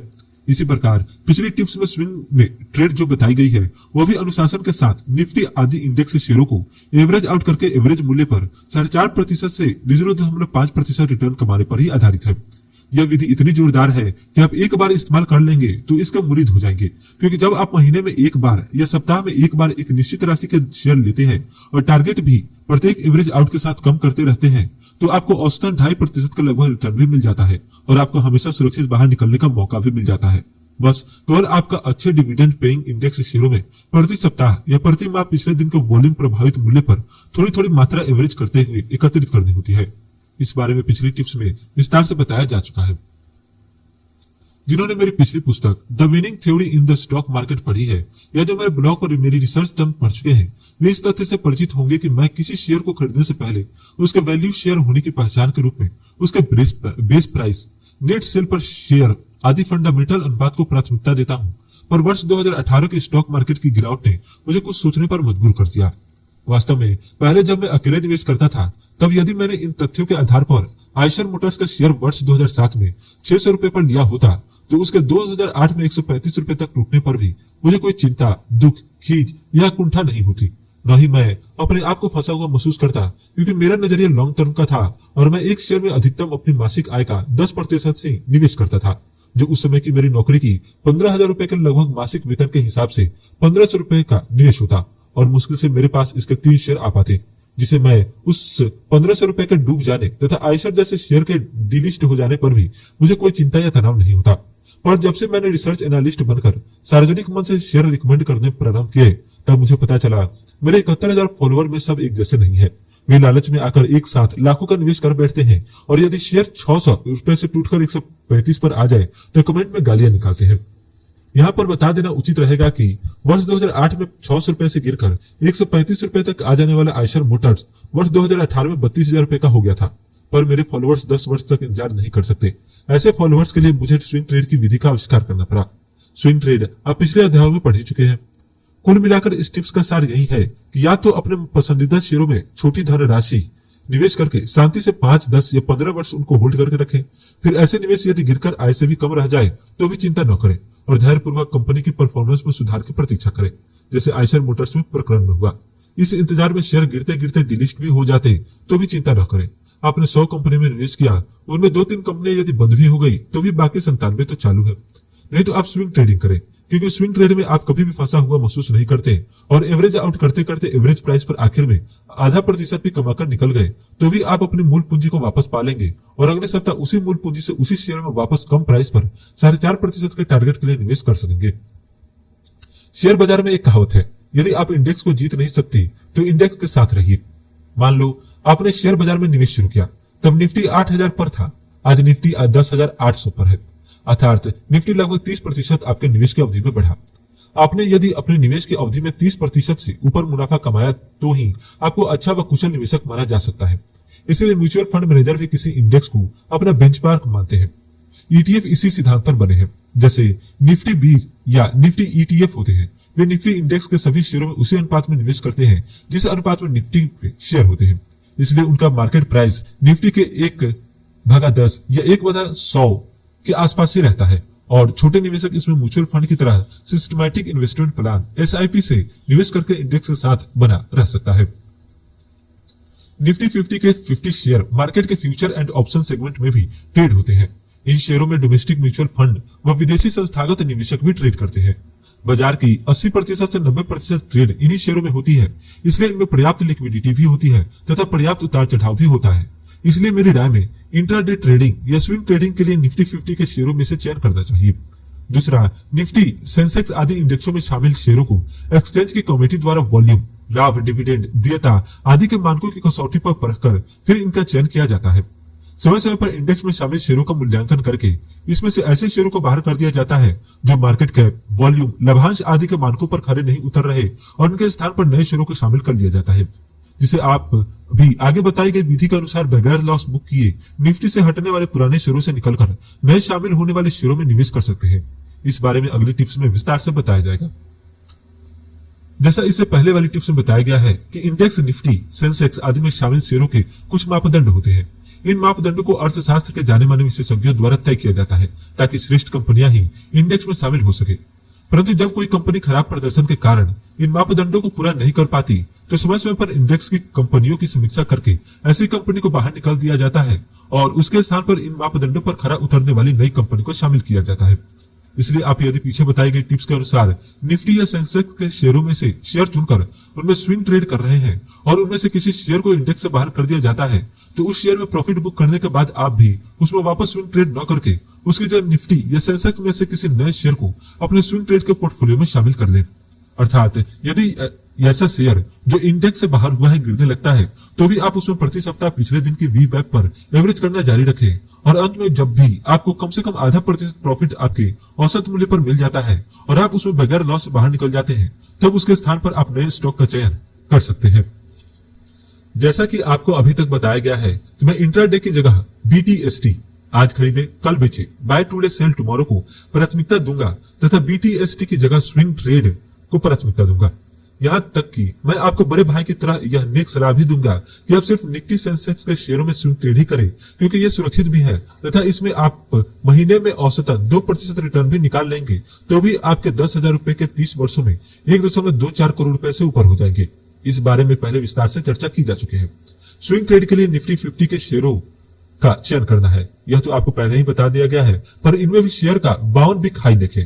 जो भी शेयर 52 बिग हाई के आसपास अर्थात सालाना उच्चतम स्तर से ज्यादा 15% नीचे ट्रेड कर रहा हो, उसका चयन करें। क्यों? क्योंकि शेयर मार्केट लालच व डर की प्रकृति पर कार्य करता है। इसलिए यहाँ जो शेयर गिरता है वह धीरे धीरे गिरते गिरते यदि वार्षिक न्यूनतम स्तर के पास पहुंच जाता है, तो निवेशकों के स्टॉप लॉस ट्रिगर होने लगते हैं और वे निवेशक भी ऐसे शेयरों में बिकवाली करने लगते हैं जिससे शेयर और भी ज्यादा नीचे गिरता है। दूसरा नियम यह है कि शेयर बाजार सब कुछ जानता है, अर्थात सूचना तकनीक के इस युग में कंपनी के आगामी प्रदर्शन में गिरावट होने आने वाली हो, तो यह बात कंपनी के आंतरिक स्रोतों से लीक होते होते उस खबर के आने से पहले ही मार्केट में पहुंच जाती है। इसे शेयर मार्केट की भाषा में रूमर कहते हैं। आप इसे अफवाह कर सकते हैं, पर ये अफवाहें 80% मामलों में गलत भी नहीं होती और भले ही 6 महीने से 1 साल का समय लगे, ये अफवाहें अक्सर सही साबित होती है। इससे यदि कोई शेयर बगैर किसी विशेष कारण के गिरकर 52 सप्ताह के अपने न्यूनतम स्तर पर आ गया हो, प्राय यह देखा गया है कि वह और भी ज्यादा गिरते गिरते हर 10-15 दिन में नया लो बना रहा होता है। यही बात उच्चतम स्तर पर ट्रेड करने वाले या 52 सप्ताह के उच्चतम स्तर के आसपास ट्रेड करने वाले शेयरों के मामले में स्टिक बैठती है। ऐसे शेयर बहुत जल्दी जल्दी उच्चतम स्तर हाई पर हाई बनाते रहते हैं। इनमें ट्रेड करने पर आपको छोटे छोटे प्रॉफिट बहुत जल्दी जल्दी बुक करने का अवसर मिलता है। अर्थात फंडा यह है कि निफ्टी एंड सेंसेक्स के शेयरों में से जो भी 10 से 15 शेयर अपने वार्षिक उच्चतम स्तर पर हो या उच्चतम स्तर के 0 से 15% की रेंज में हो, उसी का चयन ट्रेडिंग के लिए करना जल्दी जल्दी मुनाफा दे सकता है। यहाँ शेयर मार्केट की इस कहावत का उल्लेख करना भी प्रासंगिक होगा कि सस्ता शेयर लोगे सस्ता बेचोगे, महंगा शेयर लोगे महंगा बेचोगे। यहाँ आपके दिमाग में एक प्रश्न आया होगा कि पर ऐसा करने पर मैं उच्चतम स्तर पर फंस गया तो क्या होगा? अर्थात मेरे साथ कहीं ऐसा हो गया कि सिर मुड़ाते ही ओले पड़े, अर्थात मेरे शेयर लेने का समय ही उस शेयर का आखिरी उच्चतम स्तर हो और उसके बाद शेयर सिर्फ गिरता ही रहे, तो इसका प्रत्युत्तर आगे की टिप्स में पढ़िए। जैसा कि आप पिछले टिप्स में पढ़ चुके हैं, कंपनी का प्रदर्शन में वास्तविक गिरावट आने के 6 माह से 1 साल पहले ही उसके शेयर में गिरावट आनी शुरू हो जाती है, क्योंकि कंपनी के आंतरिक स्रोतों से लीक हुई अफवाहें मार्केट तक पहुंचती रहती है। परंतु जब अफवाह आने के बाद शेयर गिरना शुरू होता है, तब कुछ लालची निवेशक यह सोचकर उसे खरीदना भी शुरू कर देते हैं कि इतना महंगा इतना ब्लूचिप शेयर सस्ते में मिल रहा है, मौका नहीं चूकना चाहिए। दूसरी तरफ कुछ लॉन्ग टर्म फंडामेंटल निवेशक भी धीरे धीरे निवेश करना चालू कर देते हैं, क्योंकि फंडामेंटल मजबूत शेयर यदि हो तो उसके प्रदर्शन में 1 से 2 साल गिरावट आए तो बाद में प्रदर्शन में सुधार होने पर शेयर बढ़ता भी बहुत तेजी से है। तो ऐसी खरीदारी जो छोटे निवेशकों के एक ऐसे शेयर खरीदने की प्रकृति से आती है जो आधे से ज्यादा टूट गए हो, या ऐसी खरीदारी लॉन्ग टर्म फंडामेंटल निवेशकों के किस्तों में खरीदारी प्रारंभ कर देने से आती है, जिसे जब अफवाह आने के बाद भी शेयर वापस थोड़ा थोड़ा बढ़ने लगता है तो लोग सोचते हैं कि यह अफवाह तो झूठी निकली और शेयर वापस बढ़ना शुरू हो गया, इसलिए इसको ले लेना चाहिए, जिससे शेयर के भाव में अस्थायी उछाल आता है, पर फिर शेयर उससे भी ज्यादा गिरता है। इसे प्रैक्टिकल समझने के लिए आप यस बैंक व IOC के उदाहरण लीजिए। दोनों ही निफ्टी में शेयर है और 2018 में अपने वार्षिक उच्चतम स्तर से बुरी तरह नीचे गिरे हैं। आप देख सकते हैं कि भले ही IOC अपने उच्चतम स्तर से गिरकर नीचे आ गया हो, पर गिरावट एक सरल रेखा में नहीं हुई, बीच बीच में कुछ उछाल आते रहे। इस प्रकार यस बैंक भले ही उच्चतम स्तर से गिरकर निम्नतम स्तर तक आ गया हो, परंतु यहाँ भी गिरावट का चार्ट सरल रेखा में नहीं है, इसमें भी छोटे छोटे उछाल आते रहे। आप सोच रहे हो कि इन सब बातों से आपको क्या मतलब है? मतलब यही है कि यदि आप पिछली बताई गई स्विंग ट्रेडिंग की विधि से इन दोनों शेयरों का उनके पिछले दिन के औसत प्रभावित मूल्य वी वेब पर सप्ताह में एक बार खरीदकर लगातार एवरेज आउट कर रहे थे, तो यदि आपने उन्हें उनके सालाना उच्चतम स्तर पर भी ले लिया था, तो भी आप इन छोटी छोटी उछालों का फायदा उठाकर अपने औसत मूल्य पर 2 से 3% मुनाफा कमाकर आराम से निकल सकते थे। एक बार निकलने के बाद जब आप देखते कि यह शेयर अपने वार्षिक उच्चतम स्तर के पास की 15% के रेंज में नहीं रहा है, तो आप इसके स्थान पर निफ्टी के दूसरे शेयरों का चयन कर सकते थे जो उनके वार्षिक उच्चतम स्तरों के आसपास ट्रेड कर रहे हो। इस बारे में मेरा एक वीडियो भी है जिसमें मैंने बताया है कि कैसे ओईसी वर्ष में 65% गिरा, पर स्विंग ट्रेड से आप उस 65% गिरावट में भी 8% बुकिंग कर सकते थे। अभी तक आपको यह समझ में आ गया होगा कि मैं ट्रेडिंग के लिए निफ्टी 50 या सेंसेक्स 30 में से लार्ज कैप शेयर जो वार्षिक उच्चतम स्तर के पास ट्रेड कर रहे हो उनका चयन करने की सलाह देता हूं। परंतु ऐसा क्यों? यह प्रश्न भी आपके दिमाग में अवश्य आया होगा। क्यों नहीं हम आपके या अन्य किसी विश्लेषक के द्वारा सुझाए गए ऐसे छोटे मिड कैप शेयर में ट्रेड करें जो हमें लगता है कि साल या 2 साल में 200 से 3% रिटर्न दे सकता है। इसका स्तर यह है कि अमल तो आप में फंडामेंटल शेयरों को होल्ड करने की क्षमता होनी चाहिए। जैसा मैंने पिछली टिप्स में आइसर मोटर्स के उदाहरण से समझाया है कि जो आमतौर पर छोटे निवेशकों में नहीं देखी जाती। दूसरे, आपने एक सेठ जी की कहानी सुनी होगी, नहीं सुनी तो मैं सुना देता हूँ। एक सेठ जी थे जो बहुत कंजूस थे। वह प्रायः बगैर सब्जी के बासी रोटी नमक मिर्च के साथ खाते थे ताकि सब्जी के पैसे बचे, पर वह सब्जी एवं अन्य स्वादिष्ट वस्तुओं की इच्छा पूर्ति के लिए खाना खाने के बाद 10 मिनट ध्यान करके आंखें बंद करके यह कल्पना करते थे कि वह दाल कढ़ी का रस स्वादन कर रहे हैं। ऐसा ध्यान करने से उनकी इच्छा तृप्त हो जाती थी। एक बार जब वह ऐसा ध्यान कर रहे थे तो उनको कढ़ी में मिर्च तेज लगी और वह सी सी की आवाज मुंह से निकालने लगे। इस पर पास से गुजर रहे किसी व्यक्ति ने पूछा कि सेठ जी क्या हुआ? सेठ जी ने जब पूरी बात बताई कि कल्पना में खाई जाने वाली कढ़ी में मिर्च तेज महसूस होने से उनका मुंह जलने से वह ऐसी आवाज निकाल रहे थे, तो उस व्यक्ति ने उनको कहा, मूर्ख सेठ, जब कल्पना में ही किसी वस्तु का रसवादन करना है तो दाल कढ़ी क्यों खाते हो? कल्पना में मिठाई खाओ, ड्राई फ्रूट खाओ, काजू की कतली खाओ, अच्छे फल खाओ, और दाल कढ़ी ही परिकल्पना में खानी हो तो अच्छे शेफ की बनाई हुई परफेक्ट मसालों वाली दाल कढ़ी खाओ जिससे मुंह नहीं जलेगा। उस कहानी से मिलती जुलती बात ही इस टिप्स में समझाई जा रही है कि जब आपको 4.5% से 0.5% मुनाफा ही कमाकर निकलना है तो आप रिस्की शेयरों में निवेश क्यों करें?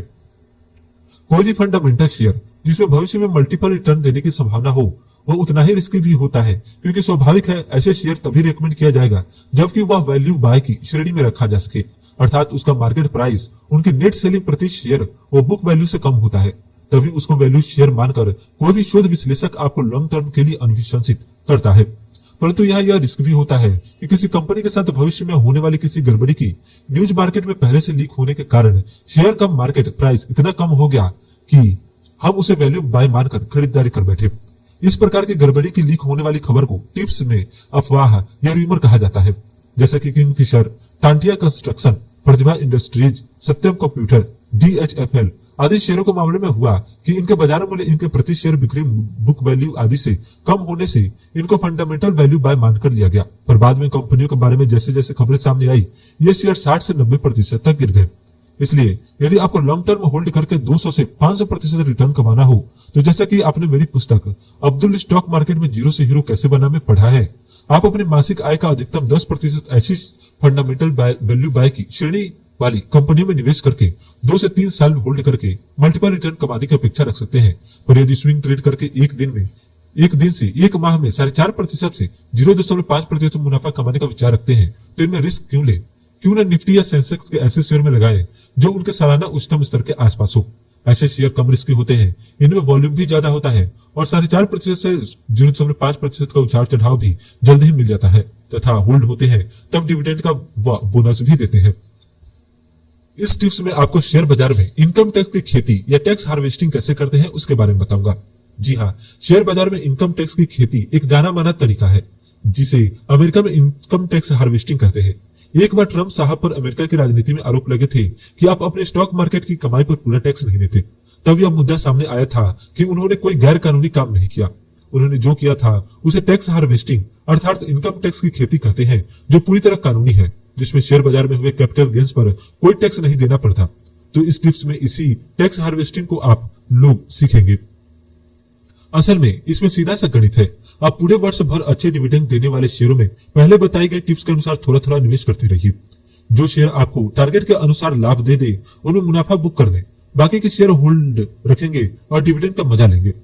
होल्ड रखे शेयरों से मार्च माह के अंतिम दिनों में इनकम टैक्स हार्वेस्टिंग कर लीजिए। असल में यह बहुत आसान है। मार्च के अंतिम दिनों में आपके पोर्टफोलियो में नुकसान दे रहे जो शेयर हो उन सभी शेयरों को बेचकर कागजों में नुकसान बुक कर लेंगे, परंतु उसी समय, उसी दिन, उसी क्षण बेचते ही वापस उन्हीं शेयरों को उतनी ही मात्रा में ही वापस खरीद लेंगे। इससे क्या फायदा होगा?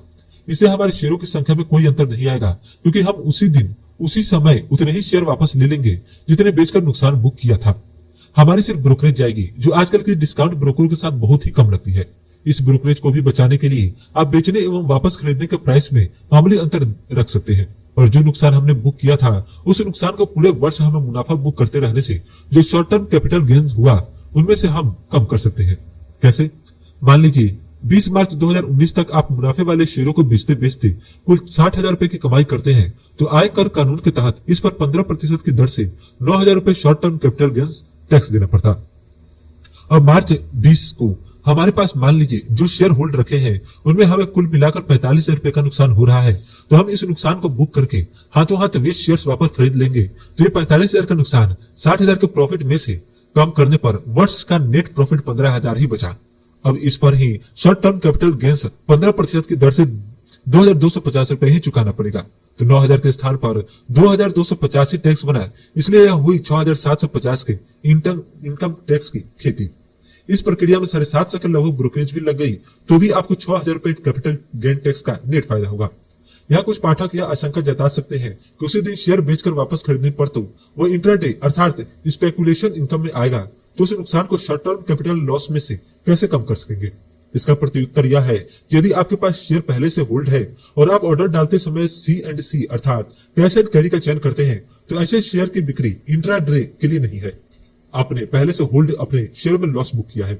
इस प्रकार नए ऑर्डर से खरीदा गया शेयर भी कैश एंड कैरी में पूरी राशि देकर खरीदा जाएगा तथा उसकी डिलीवरी भी ली जाएगी, जो एक नई ट्रेड है। इसको जब भी हम बेचेंगे तब उसका टैक्स हमारी होल्डिंग अवधि से तय होगा, इसलिए इस प्रकार पहले से hold share cash and carry में बेचकर हाथों हाथ पूरी राशि देकर वापस लेना और उसकी डिलीवरी लेना इंट्राडे में नहीं आएगा। ऑप्शन ट्रेडिंग के लिए मैंने अनेक विधियां प्रैक्टिकल में आजमाकर देखी है। उन सबका पूरा विवरण तो मेरी ऑप्शन ट्रेडिंग के लिए अलग से आने वाली पुस्तक में दिया जाएगा, परंतु इन सब विधियों में सर्वश्रेष्ठ विधि के रूप में मैंने 4 स्ट्रोक मेथड को पाया है।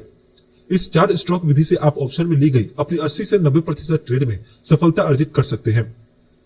जैसा कि आपको पहले यह बताया ही जा चुका है कि मार्केट में ट्रेडिंग में 100% सफल कोई विधि नहीं है, पर आपकी विधि की सफलता की दर 80 से 90% है, तो आप विनिंग ट्रेडर रह सकते हैं। इस विधि से आप ऑप्शन में निफ्टी, बैंक निफ्टी में पोजीशन ले सकते हैं। वैसे आप चाहे तो इस विधि का प्रयोग करके इंडेक्स के स्थान पर किसी शेयर की कॉल या पुट में भी पोजीशन बना सकते हैं, पर किसी शेयर विशेष में ऑप्शन में पोजीशन लेने के स्थान पर निफ्टी या बैंक निफ्टी में पोजीशन लेना ज्यादा उचित रहता है, क्योंकि इनमें लिक्विडिटी की समस्या नहीं रहती। शेयर विशेष में पोजीशन बनाने पर यह विधि सही होने के बावजूद लिक्विडिटी कम होने से आपको समस्या हो सकती है। अब 4 स्टॉक विधि का वर्णन करते हैं। माना कि किसी दिन निफ्टी फ्यूचर का क्लोज प्राइस 1873.30 पर मार्केट बंद होने के बाद था। इस विधि में हम निफ्टी के क्लोज प्राइस की जगह उस दिन के फ्यूचर का क्लोज प्राइस देखेंगे। अब आपको इस क्लोज प्राइस के आधार पर अगले दिन की ट्रेड के लिए अग्रिम तैयारी करनी है। आपको निकटतम एक्सपायरी वाले महीने की इस क्लोज प्राइस की निकटतम in money call and in the money put एक कागज पर नोट करनी है। यदि आप यह विधि बैंक निफ्टी में आजमा रहे हैं, तो आपको निकटतम साप्ताहिक एक्सपायरी वाले कॉल या पुट का चयन करना है। जैसे फ्यूचर का क्लोज प्राइस 10,873 है, तो इसके लिए निकटतम इन द मनी कॉल 10,850 बनेगी और निकटतम इन द मनी पुट 10,900 की लेनी है। अब इसके उस दिन की ट्रेडिंग के इन कॉल व पुट के हाई व लो को देखकर एक कागज पर नोट करने हैं। माना कि 10,850 की कॉल का उस दिन का उच्चतम प्रीमियम 163.30 था और न्यूनतम प्रीमियम 86.45 था, तो आप इन दोनों आंकड़ों को नोट कर दीजिए। अब 10,900 के पुट का उच्चतम प्रीमियम नोट करें। माना कि क्रमशः 175.35 वो 96.40 है, तो आपके पास अब 4 आंकड़े हैं। इसलिए इस विधि को मैंने 4 स्ट्रोक मेथड नाम दिया है। अब अगले दिन के लिए आपके पास एक चार्ट तैयार हो गया है, जो इस प्रकार दिखेगा। ऑप्शन प्रकार कॉल, स्ट्राइक प्राइस 10,850, उच्चतम स्तर 163.30, न्यूनतम स्तर 86.45।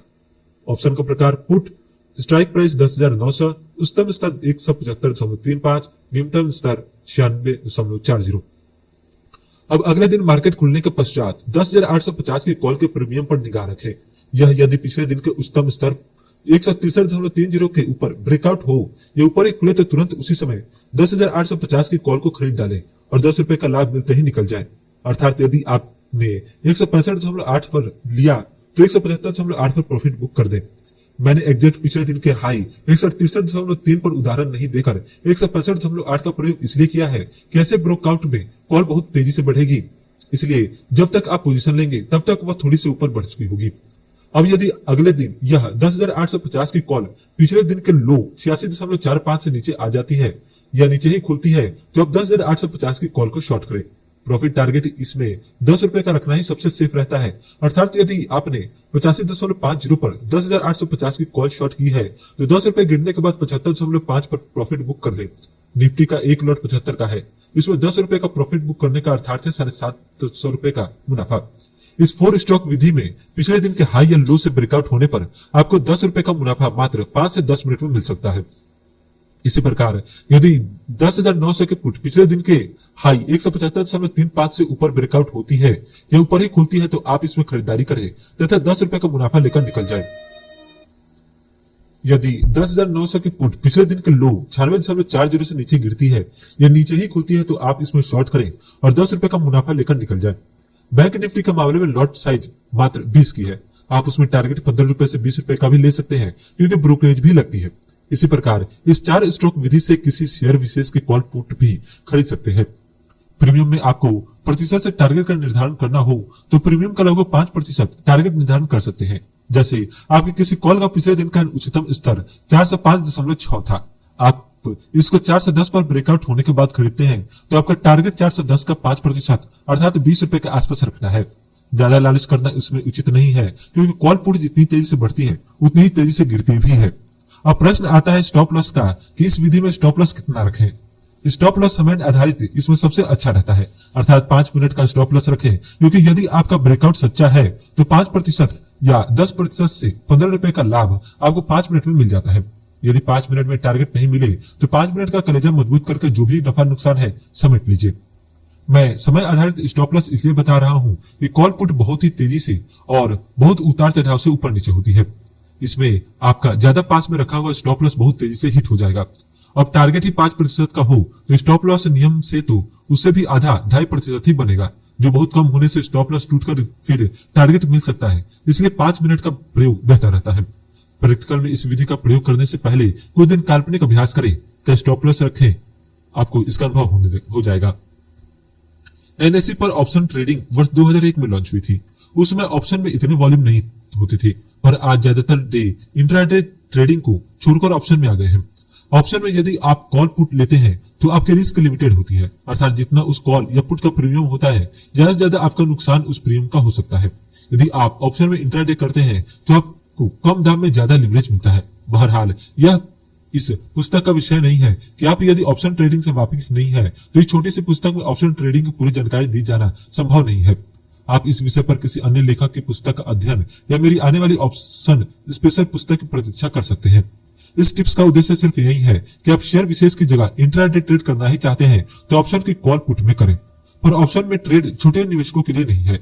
आपके पास ज्यादा पूंजी हो तो ही ऐसा करना चाहिए। जैसे रमेश हिंडाल्को के 3,500 शेयर इंट्राडे में 200 रुपए के मूल्य पर खरीदता है तो उसकी ट्रेड वैल्यू के अनुसार उसको 7 लाख की ट्रेड पर कम से कम 1.5 लाख का मार्जिन देना पड़ता है।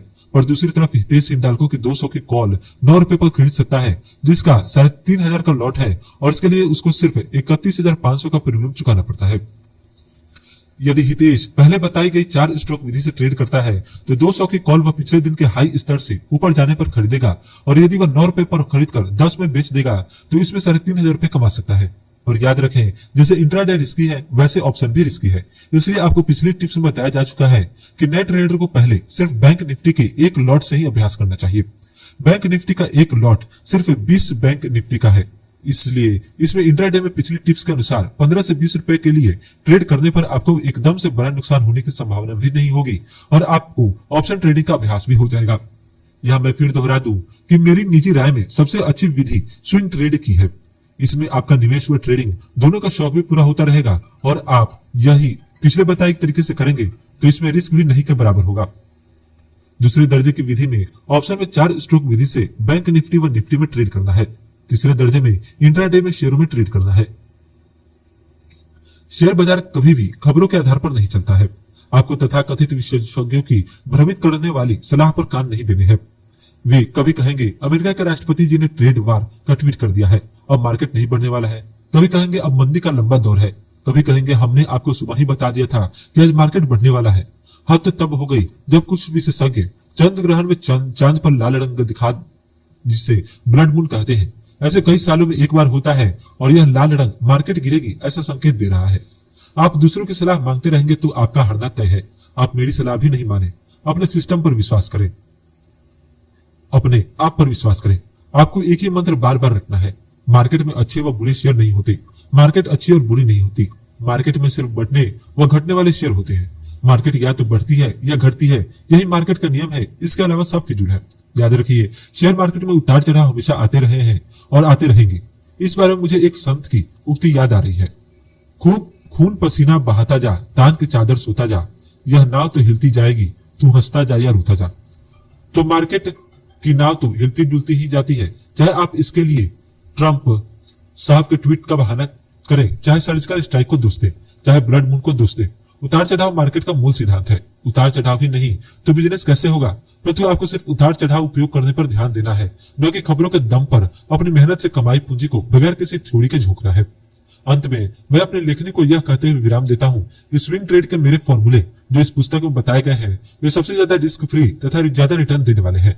इस पुस्तक के अंत में परिशिष्ट में दिया गया है कि कैसे 10,000 रुपए पर आप 2% रिटर्न में निकालते रहे तो 360 ट्रेड के बाद 1.24 करोड़ रुपए से अधिक हो जाएंगे। सादर अभिवादन के साथ धन्यवाद।